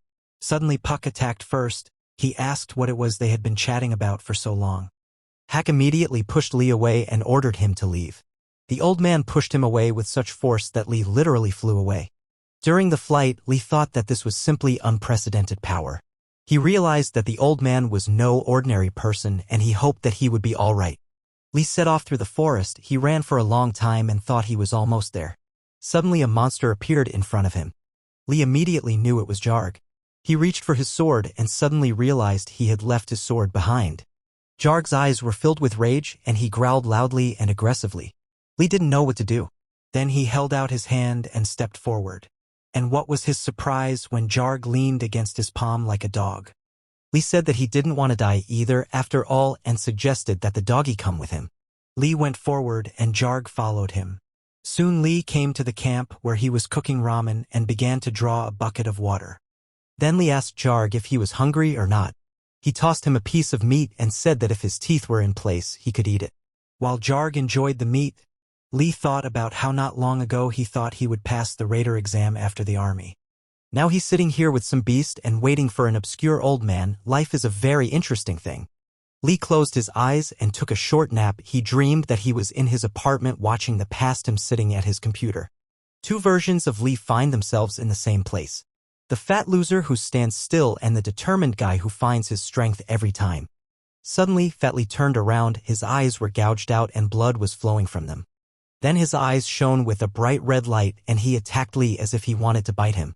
Suddenly, Lee woke up and saw Jarg trying to bite his head off. Lee immediately grabbed his sword and destroyed him. Lee took a deep breath and calling Jarg a baby said that he had even fed him after all. Lee understood that beasts were like that. Jarg was just temporarily obeying him, but instincts always trump reason. Lee looked at his reflection in the river and realized that unfortunately this is always the case in life. Evening came and finally Grandpa came back. Lee began to ask if he had any wounds on him. Huck asked if there was anything he didn't like. Lee laughed and replied that a man like him could probably handle him without difficulty, and the old man tapped him again with his stick. Lee grabbed his nose and asked the old man if he had one or not. Huck replied that it was a draw. Suddenly the old man called him by name. Lee was surprised and asked what was wrong. Then Huck asked how long he had left to serve. Lee replied that there was a little over a year left and asked what was the matter. The old man simply replied, okay. Then he pulled out his flask, held it out to Lee, and asked that this time be spent on him. So, the middle monster, system number 24, called Mandragora. Mandrake makes an unusual sound, summoning other monsters. It absorbs the blood they shed during battle, which is a source of nourishment for it. Mandrake had summoned various monsters to one place, and now Lee decided it was his turn to intervene. And so after a while, Lee was already standing surrounded by a mountain of monster corpses. Lee then looked at his sleeve and was upset that it was torn, since he only had one garment. Meanwhile, Mandragora stood silently in place with the two buffaloes standing nearby. Lee walked over to Mandragora and stuck his sword next to her, asking what she was making such a fuss about. Then he looked at the two buffalo and ordered them to follow him. After a while, Lee, along with the buffaloes, came to the camp. The old man asked him why he had taken so long. Lee replied that he had only recently left. The old man called him slow. Then Lee replied that, with such a temper, he had a good chance of being alone. The old man rolled his eyes and asked if Lee had found Mandragora or not. Lee replied that he had. The old man smiled and asked and how he was. Lee didn't understand anything and asked what he meant. Huck called him an idiot and asked if he still didn't understand anything. Lee asked for a better explanation, and he said it wasn't the army, so he didn't have to be picky. Huck called him a douchebag. Lee turned his attention to the buffaloes and said that they seemed to have realized whose meat it was. They realized their fate. The beasts also feel the laws of nature. Lee then told the old man that since they had already eaten, it was time to practice. Huck agreed to help him. Lee hunted monsters and honed his skills through training. A whole year flew by like that. A year ago, instead of teaching Lee martial arts, the old man had one request for him. Huck asked that Lee help him block the gate to hell together. A year later, Huck said Lee had learned a lot. Lee continued practicing and replied that it was all thanks to him. The old man meanwhile showed a couple more techniques. Lee looked at him and thought that with such skills, he would be quite capable of handling the black mark as well. At that moment, Huck pulled his shoulder and said that it seemed like it was going to rain. Lee, meanwhile, realized that if they failed to close the gates to hell, evil demons would continue to crawl out of there, and the world would be on the brink of destruction. Suddenly Lee turned to the old man and said that there were 2 weeks left. Huck looked at him and said, "Wow, how fast time has flown by." Then the old man said that day would not come until they ate the buffalo. Lee's saliva was already flowing and he prepared his weapon. 2 weeks passed. The night before the big day came, the old man was already asleep, but Lee still couldn't sleep. He thought about how finally tomorrow they would destroy the gates to hell and he would go home. Lee reflected on the fact that when he returned, he would probably be offered an interview. He was already imagining how he was going to tell that every day he spent in despair. But he didn't give up and used the situation to his advantage. And Lee also envisioned a huge amount of publicity and autobiography, a bunch of articles awaiting him. And he would finally become a raider. Suddenly, Lee had a picture of that creepy North Korean with a strange aura in front of his eyes. This Min Chul was giving him a hard time. Finally morning came. Lee put on all his equipment and told the old man he was ready. Huck said he looked like a real military man now, and Lee smiled and said the old man looked like a hermit. Then the old man held out a strange button to him and told him to push it. Lee asked what it was and if they were going to take the car. The old man ordered him to press and Lee did so. And at the same second, there was an incredibly powerful explosion behind Lee's back. The old man smiled and said that it was customary to destroy a place to return to before the last battle. Lee asked the old man why he hadn't mentioned it sooner. Hack rolled his eyes and replied that it was time for them to go into battle. After a while, they arrived at the right place. Lee noticed that the enemy's defenses had become stronger. Lee understood that if the old man's words were to be believed, the People's Army was conducting research on mass training raiders using dark aura. Park Min-chul was originally an outstanding raider, but after his experiments, he turned into a real monster. Therefore, Lee realized that if left as it was, something terrible would happen. The old man ordered Lee to follow him. Lee asked him how he was going to deal with the guards. Hack replied that he had a way. Lee asked him to tell him so he too could prepare. Since the old man never shares, Hack asked him to keep quiet. Suddenly, Lee heard the guards talking. One of them said that it would soon be their turn and they would finally become like Comrade Park Min-chul. And while they were discussing their business, Lee and the old man climbed up and attacked them. But suddenly one of the guards started yelling that there was an intrusion. Lee immediately knocked him out and tied the 2 men up. After that, the old man said they had to go. They had to pass the barracks, where the military were actively celebrating something. The old man said he heard that today was the new leader's birthday. Lee replied that he did not think the North Korean leader would help him. So the old man brought Lee to the right place and said that he thought it would fit here. After these words, Lee took the mandrake out of his backpack and gave it to the old man. Hack began to concentrate his aura along with Mandragora. Lee watched in surprise. And then, a few seconds later, Mandrake began to squeal in an incredibly loud and nasty voice, and Lee tried his best to cover his ears.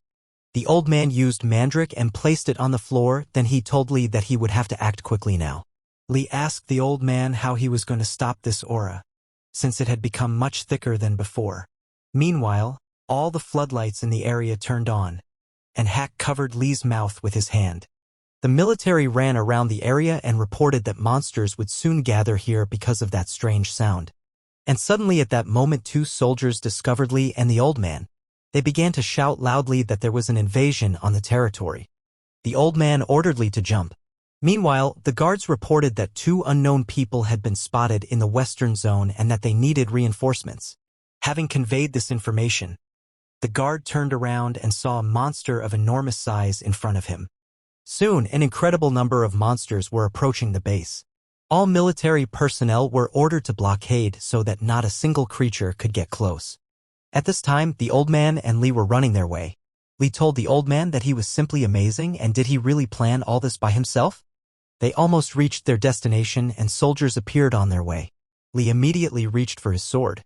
The old man dealt with a couple of soldiers with easy movements. Lee also dealt with several. They made a good team.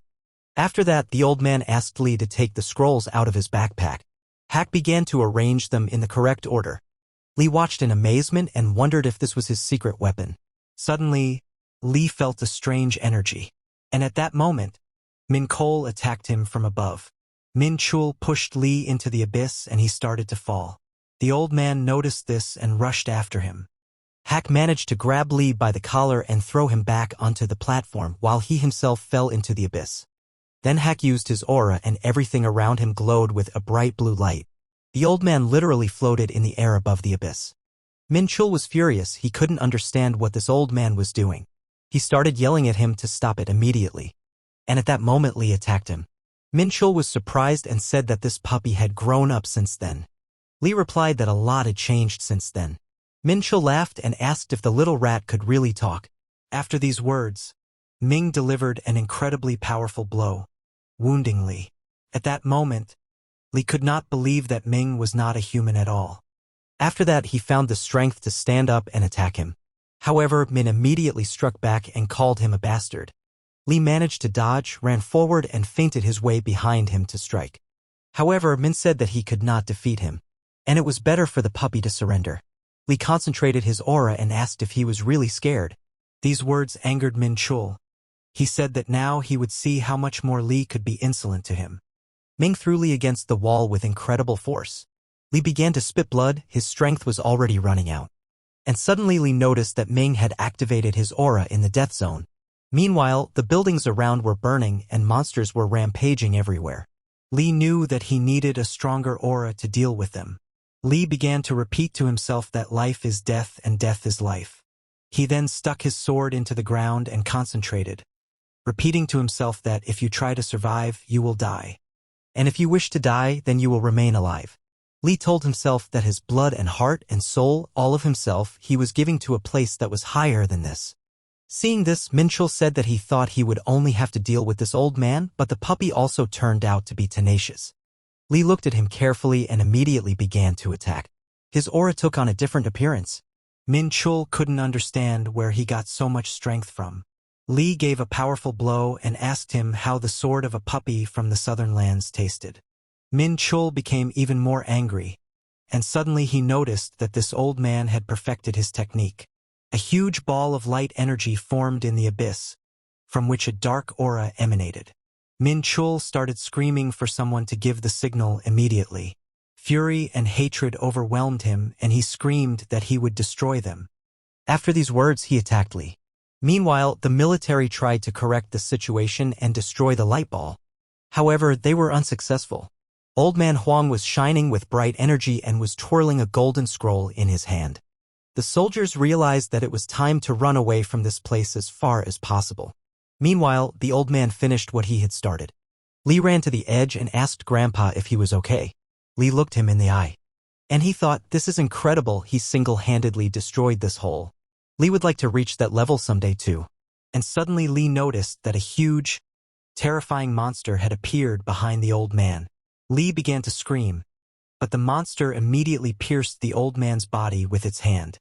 Lee recalled one of his conversations with his grandfather.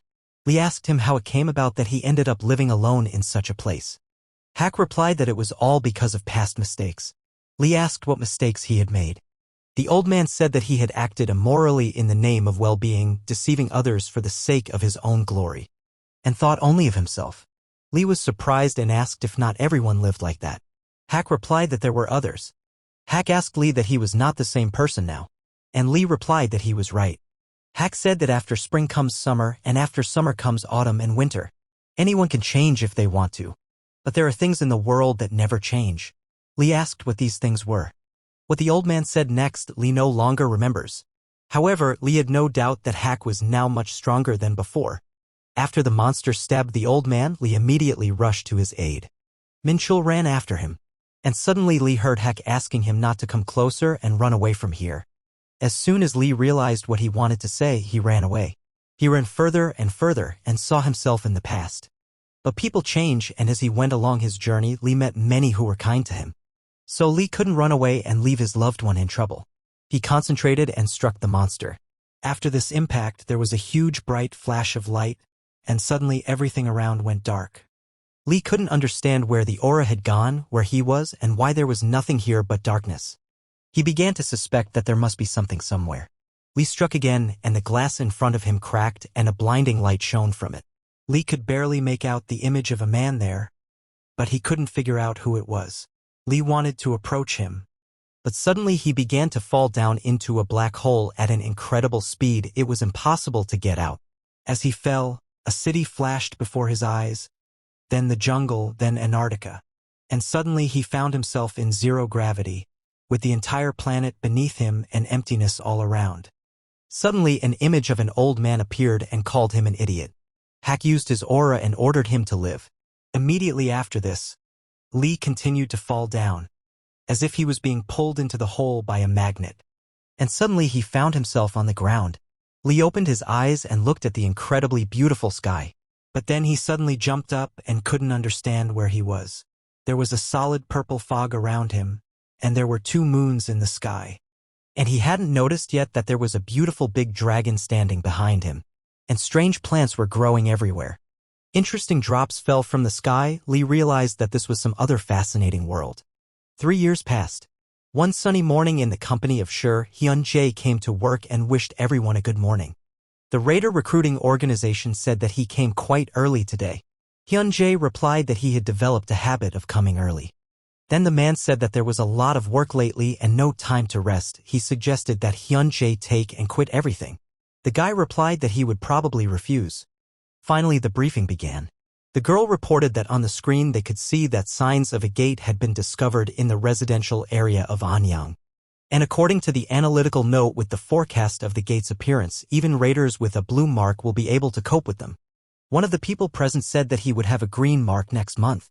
Another was happy for him and asked if he had studied the aura method on his last trip. Hyun-jae listened to their conversation with surprise. He thought that recently the raiders were not afraid of the gate at all. Thanks to the development of technology, it was possible to reduce the percentage of damage, and the ranks of raiders were divided into levels. The lowest are blue, then green, then gold, then platinum, and at the very top are black. Now everyone can choose a gate to suit themselves. However, it is impossible to foresee all the nuances that may arise during a battle. There is always a chance of an unforeseen event. Suddenly, the girl turned to Hyun-jae and asked if he wanted to take on the upcoming raid. She also added that usually the most knowledgeable people lead the raid, and he had more experience. Hyun-jae was surprised and said that if necessary, he was ready. Suddenly another raider intervened and asked what was there to be proud of, so much experience and still a blue mark. Another raider also became indignant and asked why they decided not to consult with them. He said that he had passed the test and would receive a green mark from next month and asked if it would not be better to entrust this matter to him. Then the girl said that in that case, Kim Dae-young would be responsible. Then she asked if anyone had any objections. Everyone said they had no objections. But Comrade Hyun said that experience was important here and the judging criteria should be reviewed. However, Hyun-jae said he had no objections. After a while, the group prepared to open the gate. Suddenly, a guy approached Hyun-jae and asked his name. The boy extended his hand and said his name was Kim Dae and that he hoped Hyun-jae wasn't mad. Hyun-jae replied that it was okay. They shook hands and Kim Dae said he hoped they could work together. Hyun-jae said he hoped they could work together. Then Hyun-jae's friend came up to him and asked what that idiot said to him. The guy replied that he didn't say anything special. The raiders were ready and waiting for the gate to open. Kim Dae asked if there were any results yet. He was told that the monsters were probably Jarg and Karg. The level is not high, but there are a lot of them, so buildings should be avoided. Kim Dae laughed and said it was just Jarg. He ordered the raiders to get ready and move forward. Suddenly it was announced that there were 10 seconds left before the gates opened. The countdown began. The gate opened and a whole crowd of monsters ran out of it. They were all growling and running furiously straight ahead. The system notified that the monster check was complete. The monsters are pests under the system number 8, 30 monsters in total. The raiders prepared their weapons and went on the attack, some fighting with swords, some shooting with bows. Hyun-jae was doing a great job with his weapon and destroying the monsters. Kim Dae noticed that he still had stronger skills. Suddenly, the system notified that more monsters had been detected and that a check was underway. All raid members must prepare for a second attack. Kim Dae started shouting for everyone to take positions, as new creatures that were thirsty for death were about to appear. The gates opened and monsters under system number 9, called Karg, ran out from there. And suddenly something strange started to happen. Hyun-jae asked what was going on. They were told over the radio that the gate had suddenly increased in size, something that was rarely seen, but it was happening right now. Hyun-jae asked them to quickly ask for reinforcements. Meanwhile, the raiders bravely held their defense. Suddenly, Kim Dae approached Hyun and said that they didn't know what would come out of there yet, so there was no need to worry so much. Hyun replied that this was why they had to take action. Kim Dae smiled and said that it was either Jarg or Karg. Hyun got angry and started shouting that he didn't understand anything. At this point, The system notified that the request for reinforcements had been completed, and no matter what monster appeared, they should remain cool-headed. Kim Dae said he was already looking forward to seeing who would show up. Hyun Jae didn't understand such recklessness. And suddenly a huge monster appeared from the gate. When Kim Dae saw it, he couldn't understand what it was. The system has reported that this is a monster pest with system number 43 called Drake. Only raiders with a gold mark and above can, after long training, fight such a monster. Meanwhile, Hyun Jae turned around and saw most of the raiders running away, throwing away their weapons. This made him very angry and he started shouting for everyone to immediately raise their swords and get ready to fight. And that they must hold out until reinforcements arrive, otherwise ordinary citizens will die. The frightened raiders asked how they would hold out. Hyun Jae replied that even if they died, they had to fight to the last. Drake started to walk forward, when suddenly, for unknown reasons, he fell to the ground, blood oozing out of him. Everyone around stood in complete shock. Suddenly a human silhouette appeared, telling Drake that he was standing there in the middle and not giving him a pass. Then a guy appeared right on Drake's body, put 2 fingers to his head and said that they hadn't seen each other for a long time. Of course it was Lee Se-min. He got off Drake and asked Hyun Jae what year it was. Hearing this, the guy was very surprised. Then Hyun said that it was 2020. Hearing this, Lee almost went crazy. He started crying that his youth and his golden years were wasted. Hyun Jae couldn't figure out who this strange guy was. He thanked Lee for his help and said that he had incredible skills, and asked where he had suddenly appeared here from. Lee replied that he had returned from the world on the other side of the gate. This surprised the guy even more. Then people in suits came and asked Lee to put his fingers on the monitor. The system reported that no data was found. They were surprised that this was an unregistered raider. Then they asked Lee if he was from Japan by any chance, as they thought he spoke Japanese. Then he was told that if he was a raider from another country, he needed to contact the department to establish his identity, but now no one would be able to go with him. Lee took a deep breath and pointed at Hyun Jae, saying that he would go with him. Hyun was scared and started asking why him. Lee replied that he felt a strong spirit in him. Hearing this, Hyun became embarrassed. Then Lee artistically began to repeat Hyun's words during the battle that they must hold out until reinforcements arrived, fight to the last, otherwise the common people would perish. Hyun was even more confused. Lee said that every person would rather be with someone who was ready to fight to the end than with a raider who had lowered his weapon. Hyun Jae agreed, and after a while they set off. Lee asked if it was his car. Hyun Jae replied that he bought it on installment because it was too expensive for a blue-marked raider. Lee said that he never thought that Hyun was the type to live beyond his means. Then Hyun said that he did it for the girl. Lee was surprised and asked what girl. Hyun Jae said that he just wanted to make her proud of him. Then Lee smiled and said that it was commendable and that he was a true romantic. Hyun blushed and said that he would not say anything more. Lee apologized for talking too much and said that he had lived in a place where he couldn't communicate normally for a long time and then suddenly met people. Lee then said that Hyun made a good impression, and although he was not an expert on appearances, Hyun seemed like a good person to him. Finally, they arrived at the Raider Academy headquarters. 2 stern men in suits took Lee away for questioning. Then one of them came out into the corridor and told Hyun that it was quite possible that this man was telling the truth. Hearing this, Hyun Jae was very surprised, and the man said that Lee was indeed in the space outside the gate. One of the men addressed Lee by his full name, and upon hearing this address, Lee said that he had not heard that for a long time and asked him to continue. The man said that they checked his fingerprints and it turned out that Lee Se-min had been dead for a long time. The man then showed a recording that said Lee had died in the line of duty and that an accident had occurred during the operation. Lee then said it was classified information and he wasn't sure he could talk about it. The man said that a long time had passed. Then Lee said that there was a special unit called the Immortal Squad near the demilitarized zone. Meanwhile, the man in the hallway told Hyun Jae that he must have heard that this was classified information and asked him not to spread the word about what Lee Se-min was about to say. Lee said that among those who awakened, there were those who had excellent skills, but a special squad was formed from the people who failed the exam. The rest of the conversation was kept within the interrogation room. However, every time Lee opened his mouth, the faces of those sitting opposite him became very frightened. Lee walked out of the interrogation room and the man asked him if what he said was true. Lee replied that it was. Then the man said that he still had to report to his superiors first, so he would have to wait. And that would take some time, so Lee could stay with Hyun-jae for now. Hearing this, Lee was very happy. However, Hyun-jae was not so happy. Then the man asked, didn't he promise to help this man? Hyun-jae asked who decided that? Then Lee asked Hyun if he was really going to throw him out to his fate when he didn't even have a place to sleep. Or he refuses to give shelter to a hero who almost died while carrying out matters of state importance. Lee continued to say that he remembered his inspirational speech to those who had no courage. And finally Hyun-jae gave in and said that he would help him. Lee was delighted, and the man said that Hyun-jae was a real good boy today and asked him to be patient a little. After a while, Hyun-jae brought Lee to his apartment. Lee went to the bathroom and asked Hyun to give him his things. Hyun said he would pick something out for him.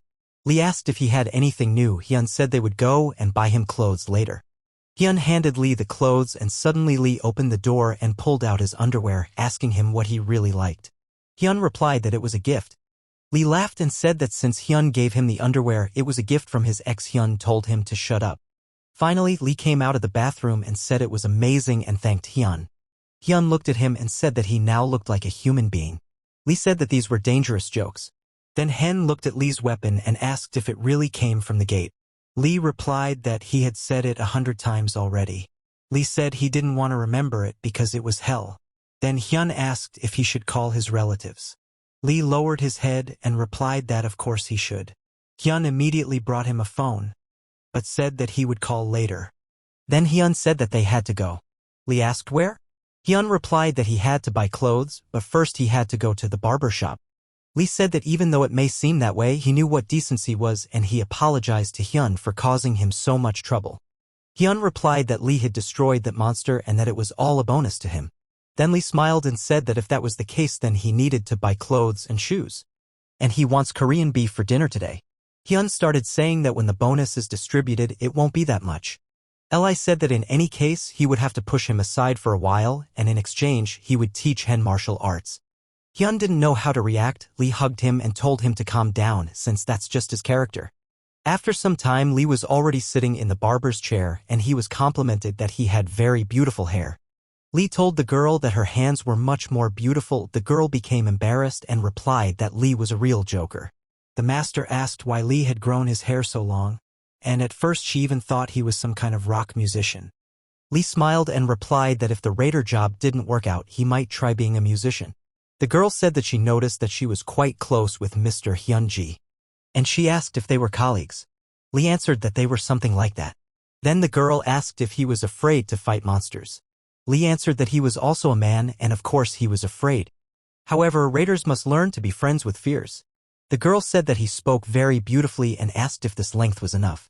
Lee asked to do it as she thought necessary. Finally, the girl finished and said that next time he could call this number.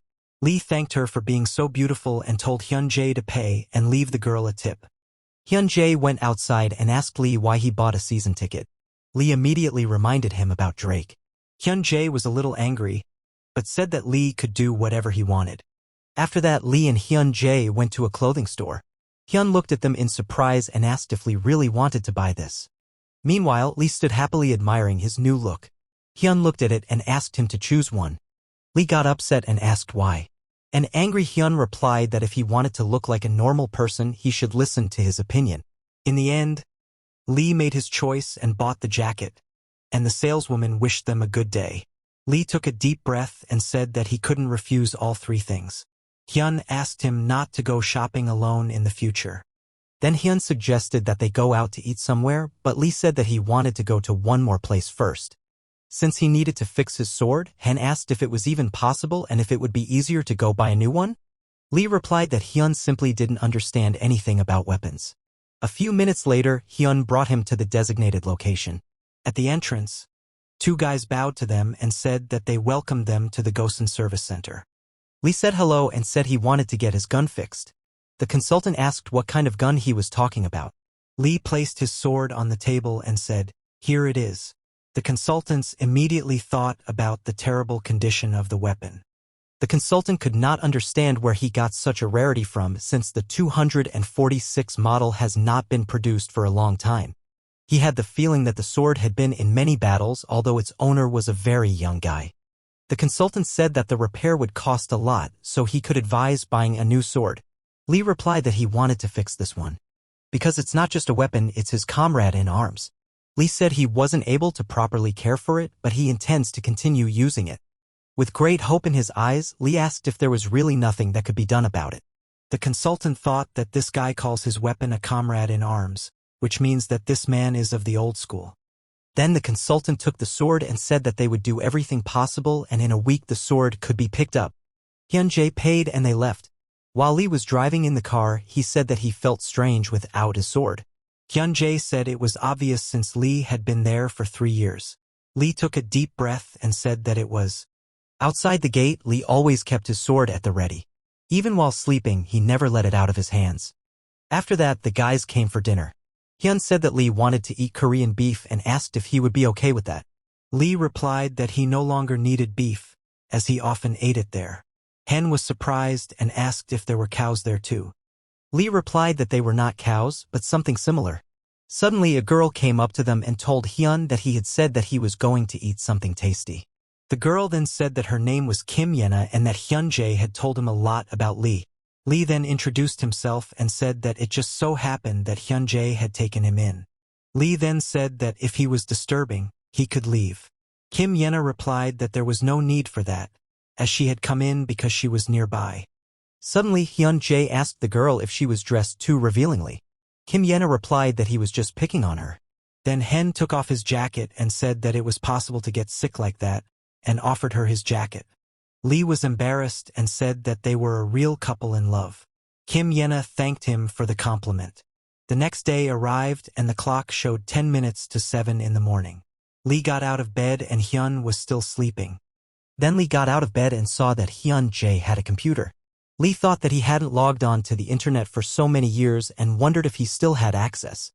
While the computer was booting up, Lee remembered the best demon hunter of all time, Sister Jana, and everyone else. And suddenly the network loaded. The system greeted the deserter Lee Se-min and asked why he had been gone for so long. As a bonus, the system gave him 100 points. Lee cried with happiness and thought what a relief it was. Lee immediately started writing a post about how he was back, and that he had gone through a dark tunnel and into a black hole, waking up the deathly silence, wandering there alone. Every night death awaited him, and if it were not for the warm memories of them, he would not have endured everything that happened to him. Meanwhile, through his sleep, Hyun-jae heard Lee typing on the keyboard and wondered if he had already woken up. Then Hen opened his eyes and was simply shocked by what he saw. Hen couldn't understand why he was crying and assumed that maybe the gate had affected his psyche. The bulletin board revealed new techniques to Lee. The basic technique of the samj sword. The first is a crosscut. The second is a blow from top to bottom. And the third is a thrust. The basis of the basics, symbolizing heaven, earth, and man. The system suggested that Lee adopt the basic sword technique. At that moment, Lee thought that he had become so accustomed to the sword that he did not need this technique. Lee was already looking forward to talking to his friends. Suddenly, he came up and asked if Lee was talking to the screen. Lee said it was great that Hyun was already awake and asked him to quickly bring him his knife for a little while. Hen immediately began to hug him and ask what he was going to do and that all problems could be solved. Lee was surprised and asked what was wrong with him. Then Hen said that he understood what Lee had experienced outside the gate and that his mind was clouded. Lee asked him not to talk nonsense. Lee then asked if Hyun had any raids to do today. Hyun replied that he didn't, but he still had work to do. Then Lee told Hyun that he needed to reconsider his views, and that they had agreed that Lee would train him because Hyun was going to get the green mark. Hyun thanked him and asked where he usually trained. Hyun-jae said that there was a training field at work. Then Lee said that they should go there. The guys arrived and Lee asked Hyun how he uses aura. Hyun answered that he uses it the way he was taught in the courses. Then Lee handed him a book and told him to read it. Hyun asked what it was. Lee said that he got it from the man who saved his life. Hyun was surprised that Lee would give him such a valuable thing. Lee replied that Hyun had helped him too and asked him not to tell anyone about it. Hyun thanked Lee for that. Lee smiled and thought how gullible Hen was and that later he would demand several times more from him. Lee then explained that the method of using aura cannot be changed easily. It takes time for the existing aura to adapt to the new method. And if it doesn't work, it could cause serious damage. Lee suggested trying something simple first. At the same time, they will test what Hyun-jae is capable of. Then Hyun asked if it was dangerous and Lee promised that he would be careful. And even if Hyun hits with all his might, Lee won't get hurt, so Hyun doesn't have to worry about it. Hen, meanwhile, thought that if Lee had defeated Drake single-handedly, then he had at least a gold mark and maybe even higher. Hyun-jae asked Lee whether he would wear protection or not. Lee replied that he did not need it. After that, Lee concentrated his aura and told Hen to attack. Hen got ready and ran to attack. However, no matter how many blows Hen dealt, Lee dodged each time and did it incredibly quickly.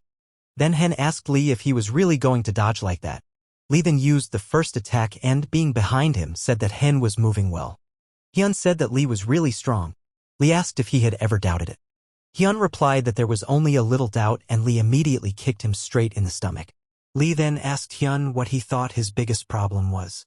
Hyun replied that he lacked aura and also had simple punches. Lee said that it seemed like he had been told this often, but no. It wasn't the size of the aura, it was the fact that Hyun wasn't using it correctly. Hyun was surprised and asked what he meant by uses it incorrectly. Then Lee explained that aura and will are one. Movement and will are integrated with the aura, this is called Xingyequan. And if Hen is able to control the aura, then the problem is not in the size. Lee also said that the fastest emotion is the desire to kill and suggested that Hyun attack him again, thinking that he wants to kill him. Hyun concentrated his aura and began to attack. Lee continued to dodge, but told Hyun not to stop. After a while, Hyun was lying on the floor and Lee asked him to get up. Hyun asked to let him rest for a while. Lee asked him if he was ashamed to say such a thing and ordered him to get up from the floor immediately. Hyun asked how Lee managed to stay in shape without sweating. Lee then asked why Hyun sweated so much after just a few moves. Hyun realized that Lee was hinting that his level was very low right now. Suddenly, people in suits burst into the training room and started shouting Hyun's name. Lee asked who they were and Hyun replied that they were his coworkers. The girl looked at him very aggressively.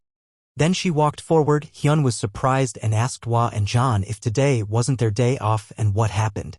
Jan replied that it wasn't them, but something had happened to him. Then Hwa aggressively asked Hyun if he was still dating Kim Yena. Hyun replied that he was dating and asked what was wrong. Hwa called him a moron and said that because of him, her hair would soon go gray. The girl then took out her phone and asked Hyun if he knew what she was doing now. Hwa said that these two are raiders and also with a green mark and Jan's colleagues know them personally. Hyun looked and asked what was wrong with that. Hwa grabbed her head and hit Hyun in anger. Jan came up to greet Lee. Jan said that he had heard a little about Lee from Hyun-jae and that he knew that Lee had returned from the gate. Lee said that yes, he had to try. Jan extended his hand and said that he was a blue-marked raider in Sher's company, and Lee extended his hand to him as well. Jan then said that the impulsive girl's name was Hwa and that they were on the same team as Hyun-jae. Jan also said that it was almost lunchtime and suggested that Lee go to lunch together, since their director really wanted to meet him. Lee accepted the invitation and Jan yelled at Hwa to leave Hyun alone and come with them to lunch. Jan asked Lee how he had ended up in the gate. Lee replied that it was something they could discuss over a drink. Meanwhile, the motionless Hen asked them to wait for him. Soon everyone was gathered around the dinner table, and the head of the Sher company, named Yu Sang-hyun, handed Lee his business card, saying that it was nice to meet him. He then asked Lee what it was like beyond the gate. Hwa said she wanted to ask that too. The girl asked if there might be other monsters there. Lee smiled and replied that the conversation could drag on like that. Then Lee said that every day in that world was like a living hell and he had to fight monsters he had never heard of before. In the cold and hunger he was forced to somehow survive. And one day, looking at his reflection in the water, another monster crept up on Lee. The head of the company asked if Lee belonged to any organization. Lee replied that, to be more precise, he was from the ground forces. After that, the chief asked Lee if he wanted to work with them. He said that he was not calling him to serve right now. But if work comes up, Lee can fight on behalf of their company. And with so many people on vacation right now, there aren't many remaining employees. Hwa laughed and said that the leader decided to go ahead. And then Lee said that he remembered Kai, who was the king of mercenaries. The leader asked what that meant. And Lee replied that, as they say, it was either life or death. And Lee would do whatever it took for their company. Hwa was delighted and said that Mr. Director was a great guy. And since there was a new member of the team, she suggested holding an initiation. Hyun said that he hadn't even signed the contract yet. Lee immediately stood up and started shouting that even though they were born at different times, if they were going to die, they would die together. After these words, they all clinked their glasses together and said that they were drinking to the dedication. The next day came, and in the morning at the Raider Academy, Lee sat for interrogation. The man asked Lee what happened, that Major Lee Gil-han attacked first, and during the fight Lee lost consciousness. Lee replied that it was true. Then the man asked that when Lee woke up he was already in prison. Lee replied that it was true. The man asked how Lee got through the gate. Lee replied that he didn't even know, and that he heard something about experiments that they wanted to conduct on him. And then they blindfolded him and dragged him somewhere. It felt like Lee had fallen through, and then he opened his eyes in another world. As Lee told this story, he knew that it was necessary to hide what had happened to the old man. And Lee also understood that judging by their reaction, they also knew about the gates to hell. Then Lee questioned them and asked what happened to his comrades. The man replied that most of them died in battle. But only 3 survived: Major Kim, Corporal Yu, and Lee Se-min. Then the man said that now they would like to hear about his life outside the gate. Lee said that every day he fought and killed and then ate. But he did not give up or despair. He held on until one day when he was fighting Drake, the gate suddenly opened and Lee somehow managed to finally return back alive. Lee said that was the whole story.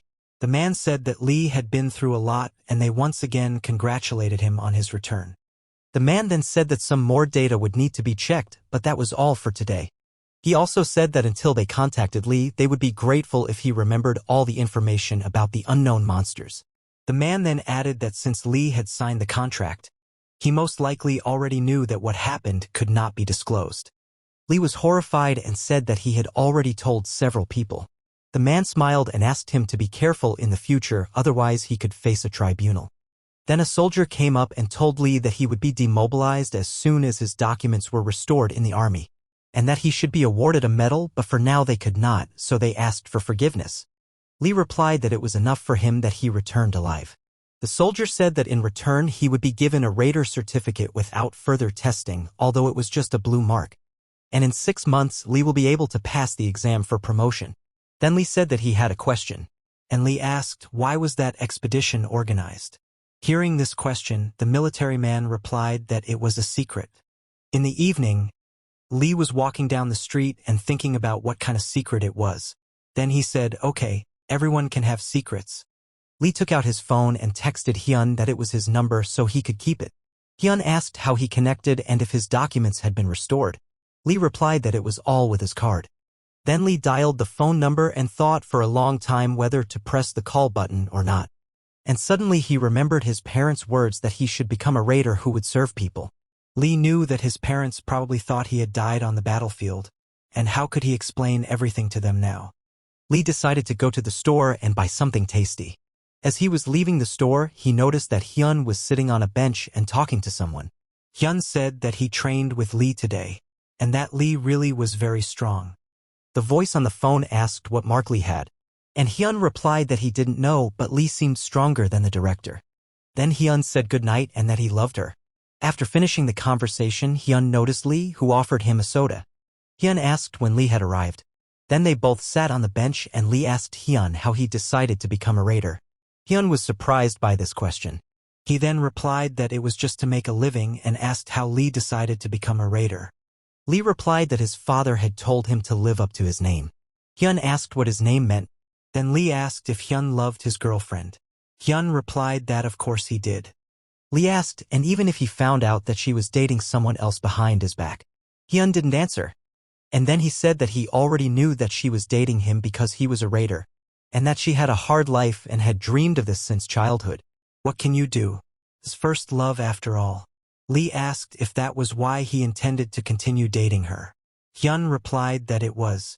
Then Lee stood up and said that from tomorrow onwards there would be special training. Hyun asked what that meant.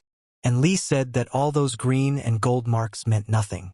And Hyun had to trust Lee. The next day came and Lee and Hyun came to the training hall. Lee said it was time to start. Lee placed his hand on Heng's back and concentrated the aura. It was a completely normal state where the total volume of the aura was sufficient, but the efficiency was too low and the circulation was uneven. In that case, Lee told Hen not to be afraid and to follow him. Hen replied that he would do so. Then Hyun asked if this was a blackout technique. Lee replied that it was not something to be taken negatively, because the most important thing is harmony and balance. Clarity and turbidity are all part of the world. Lee said that if you control only one type of aura, you can soon lose balance. Lee then said that it was time for him to work and asked Hyun not to stop and continue working.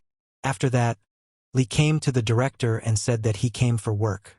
The director said, "Okay," and asked Lee if he knew how to become a raider. Lee replied that he graduated from a famous raider school and was an excellent student among the graduates. The director was surprised and asked, "An excellent student?" Lee replied that there had been such a time. Then the director handed him a paper. It stated that the supposed location of the gate was the city library. The supposed monsters are pests under system number 75, called Maleks. They look like monkeys but have scales instead of fur. They have enough strength to instantly tear off a person's arm. They are very agile and can easily break through a siege and escape. Lee said it was great. The director said that the reward was quite low compared to the difficulty level, so many people refused and asked if Lee was happy with everything. Lee asked what was wrong when it came to saving the villagers, and said that the others just had the wrong attitude. Then the director said he would give him the keys to his car. Lee smiled and replied that he did not have a license. Then Lee took a taxi to the right place. He approached the crowd and said hello. Lee said that he was from the Monster Clearing Department, Monster Slayer and Magic Crystal Creator Raider Lee Se-min, and that he hoped for cooperation. The man looked at the lists and asked if he was really a raider. Then he saw that it said there was another one coming, so it looked like he was. The girl looked closely at Lee and thought that he was a little strange. The briefing on the operation soon began. The man explained that the Maleks were agile. During the briefing, Lee almost fell asleep from boredom. The girl was watching him the whole time. Then the system announced that there were 30 minutes left until the gate opened. The girl wiped her sword and thought that as soon as the gate opened, they would try to prevent them from jumping out of the cordoned-off area with sword strikes. She then looked at Lee and said that there were only 30 minutes left before the gate opened, and was he going to put on protective gear. Lee replied that he had no equipment. The girl stood there in complete shock. Lee smiled and said that he didn't use it because it was in his way. The girl thought he was just some kind of loser. She asked how he works as a raider if he doesn't even have equipment. Lee replied that he was fine. The girl said that they were not fine and it would be better if Lee refused the operation. Lee replied that he would try first, and if he sensed danger, he would immediately leave the scene. The girl thought that he should do what he wanted.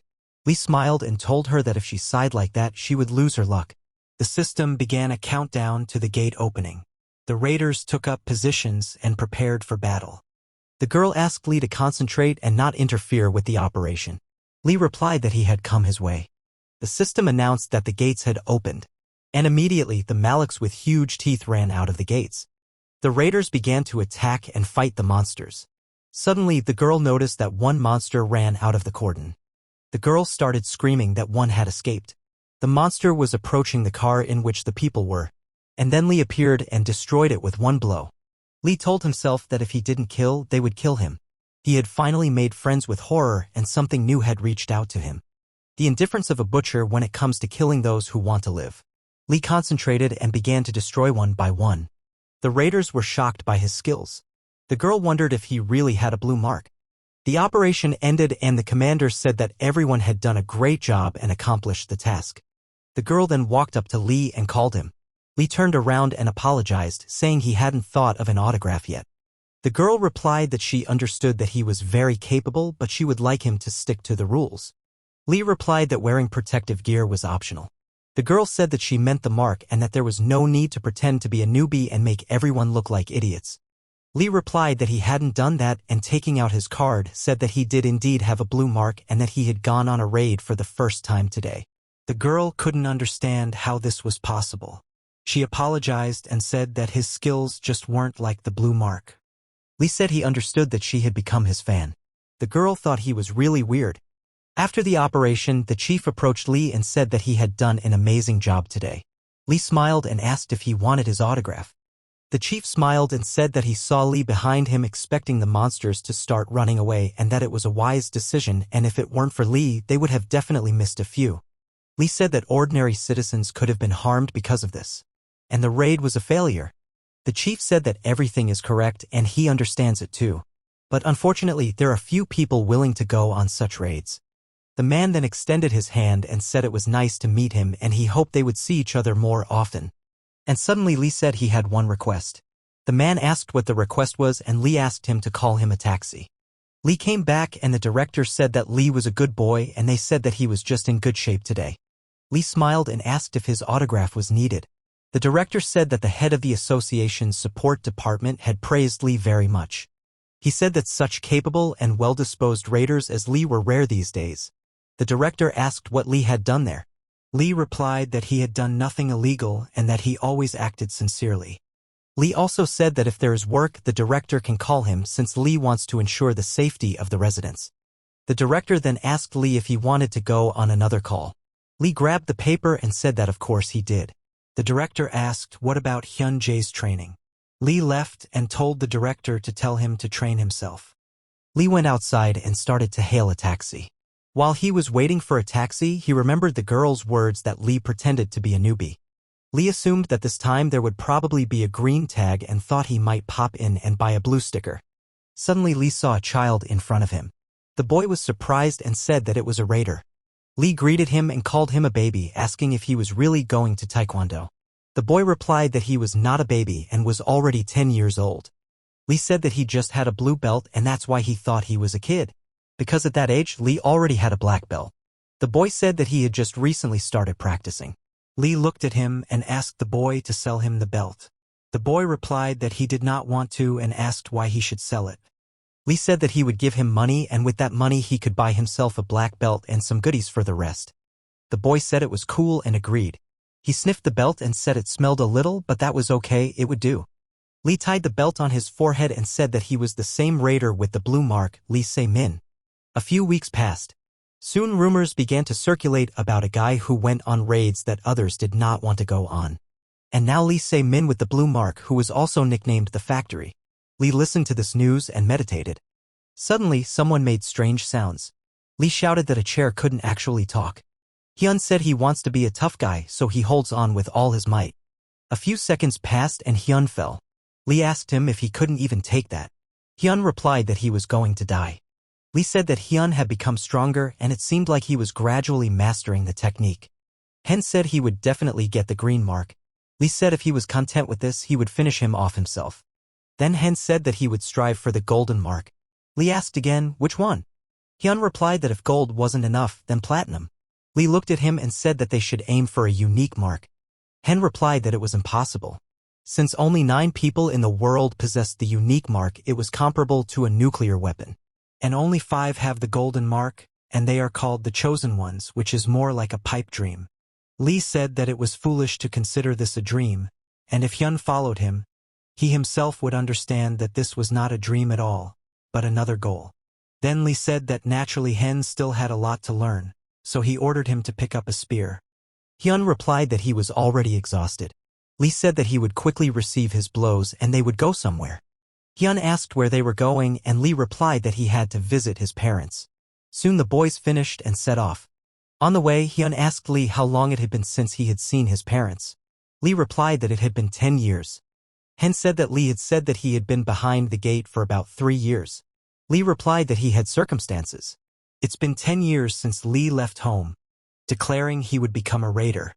Within a few weeks, his debt, which had accumulated while he was confined to his home, was cut in half and Lee also began to save a little. And now Lee had the courage to appear before his parents. Finally, the boys arrived at the appointed place. Lee looked around and realized that nothing had changed. Then he knocked on the door. Suddenly, a female voice asked who was there, and then the door opened and a pretty woman came out. Lee stood motionless and only said the word mom. He began to mumble that he just bought presents for him and dad. Hyun put his hand on his shoulder and told him not to be afraid and to come to her. Lee became embarrassed and took a step forward. The woman burst into tears and touched his face. She asked if he was tired from the journey. Lee hugged his mother tightly and replied that he was not tired. The woman burst into tears and said that he was a great guy for coming.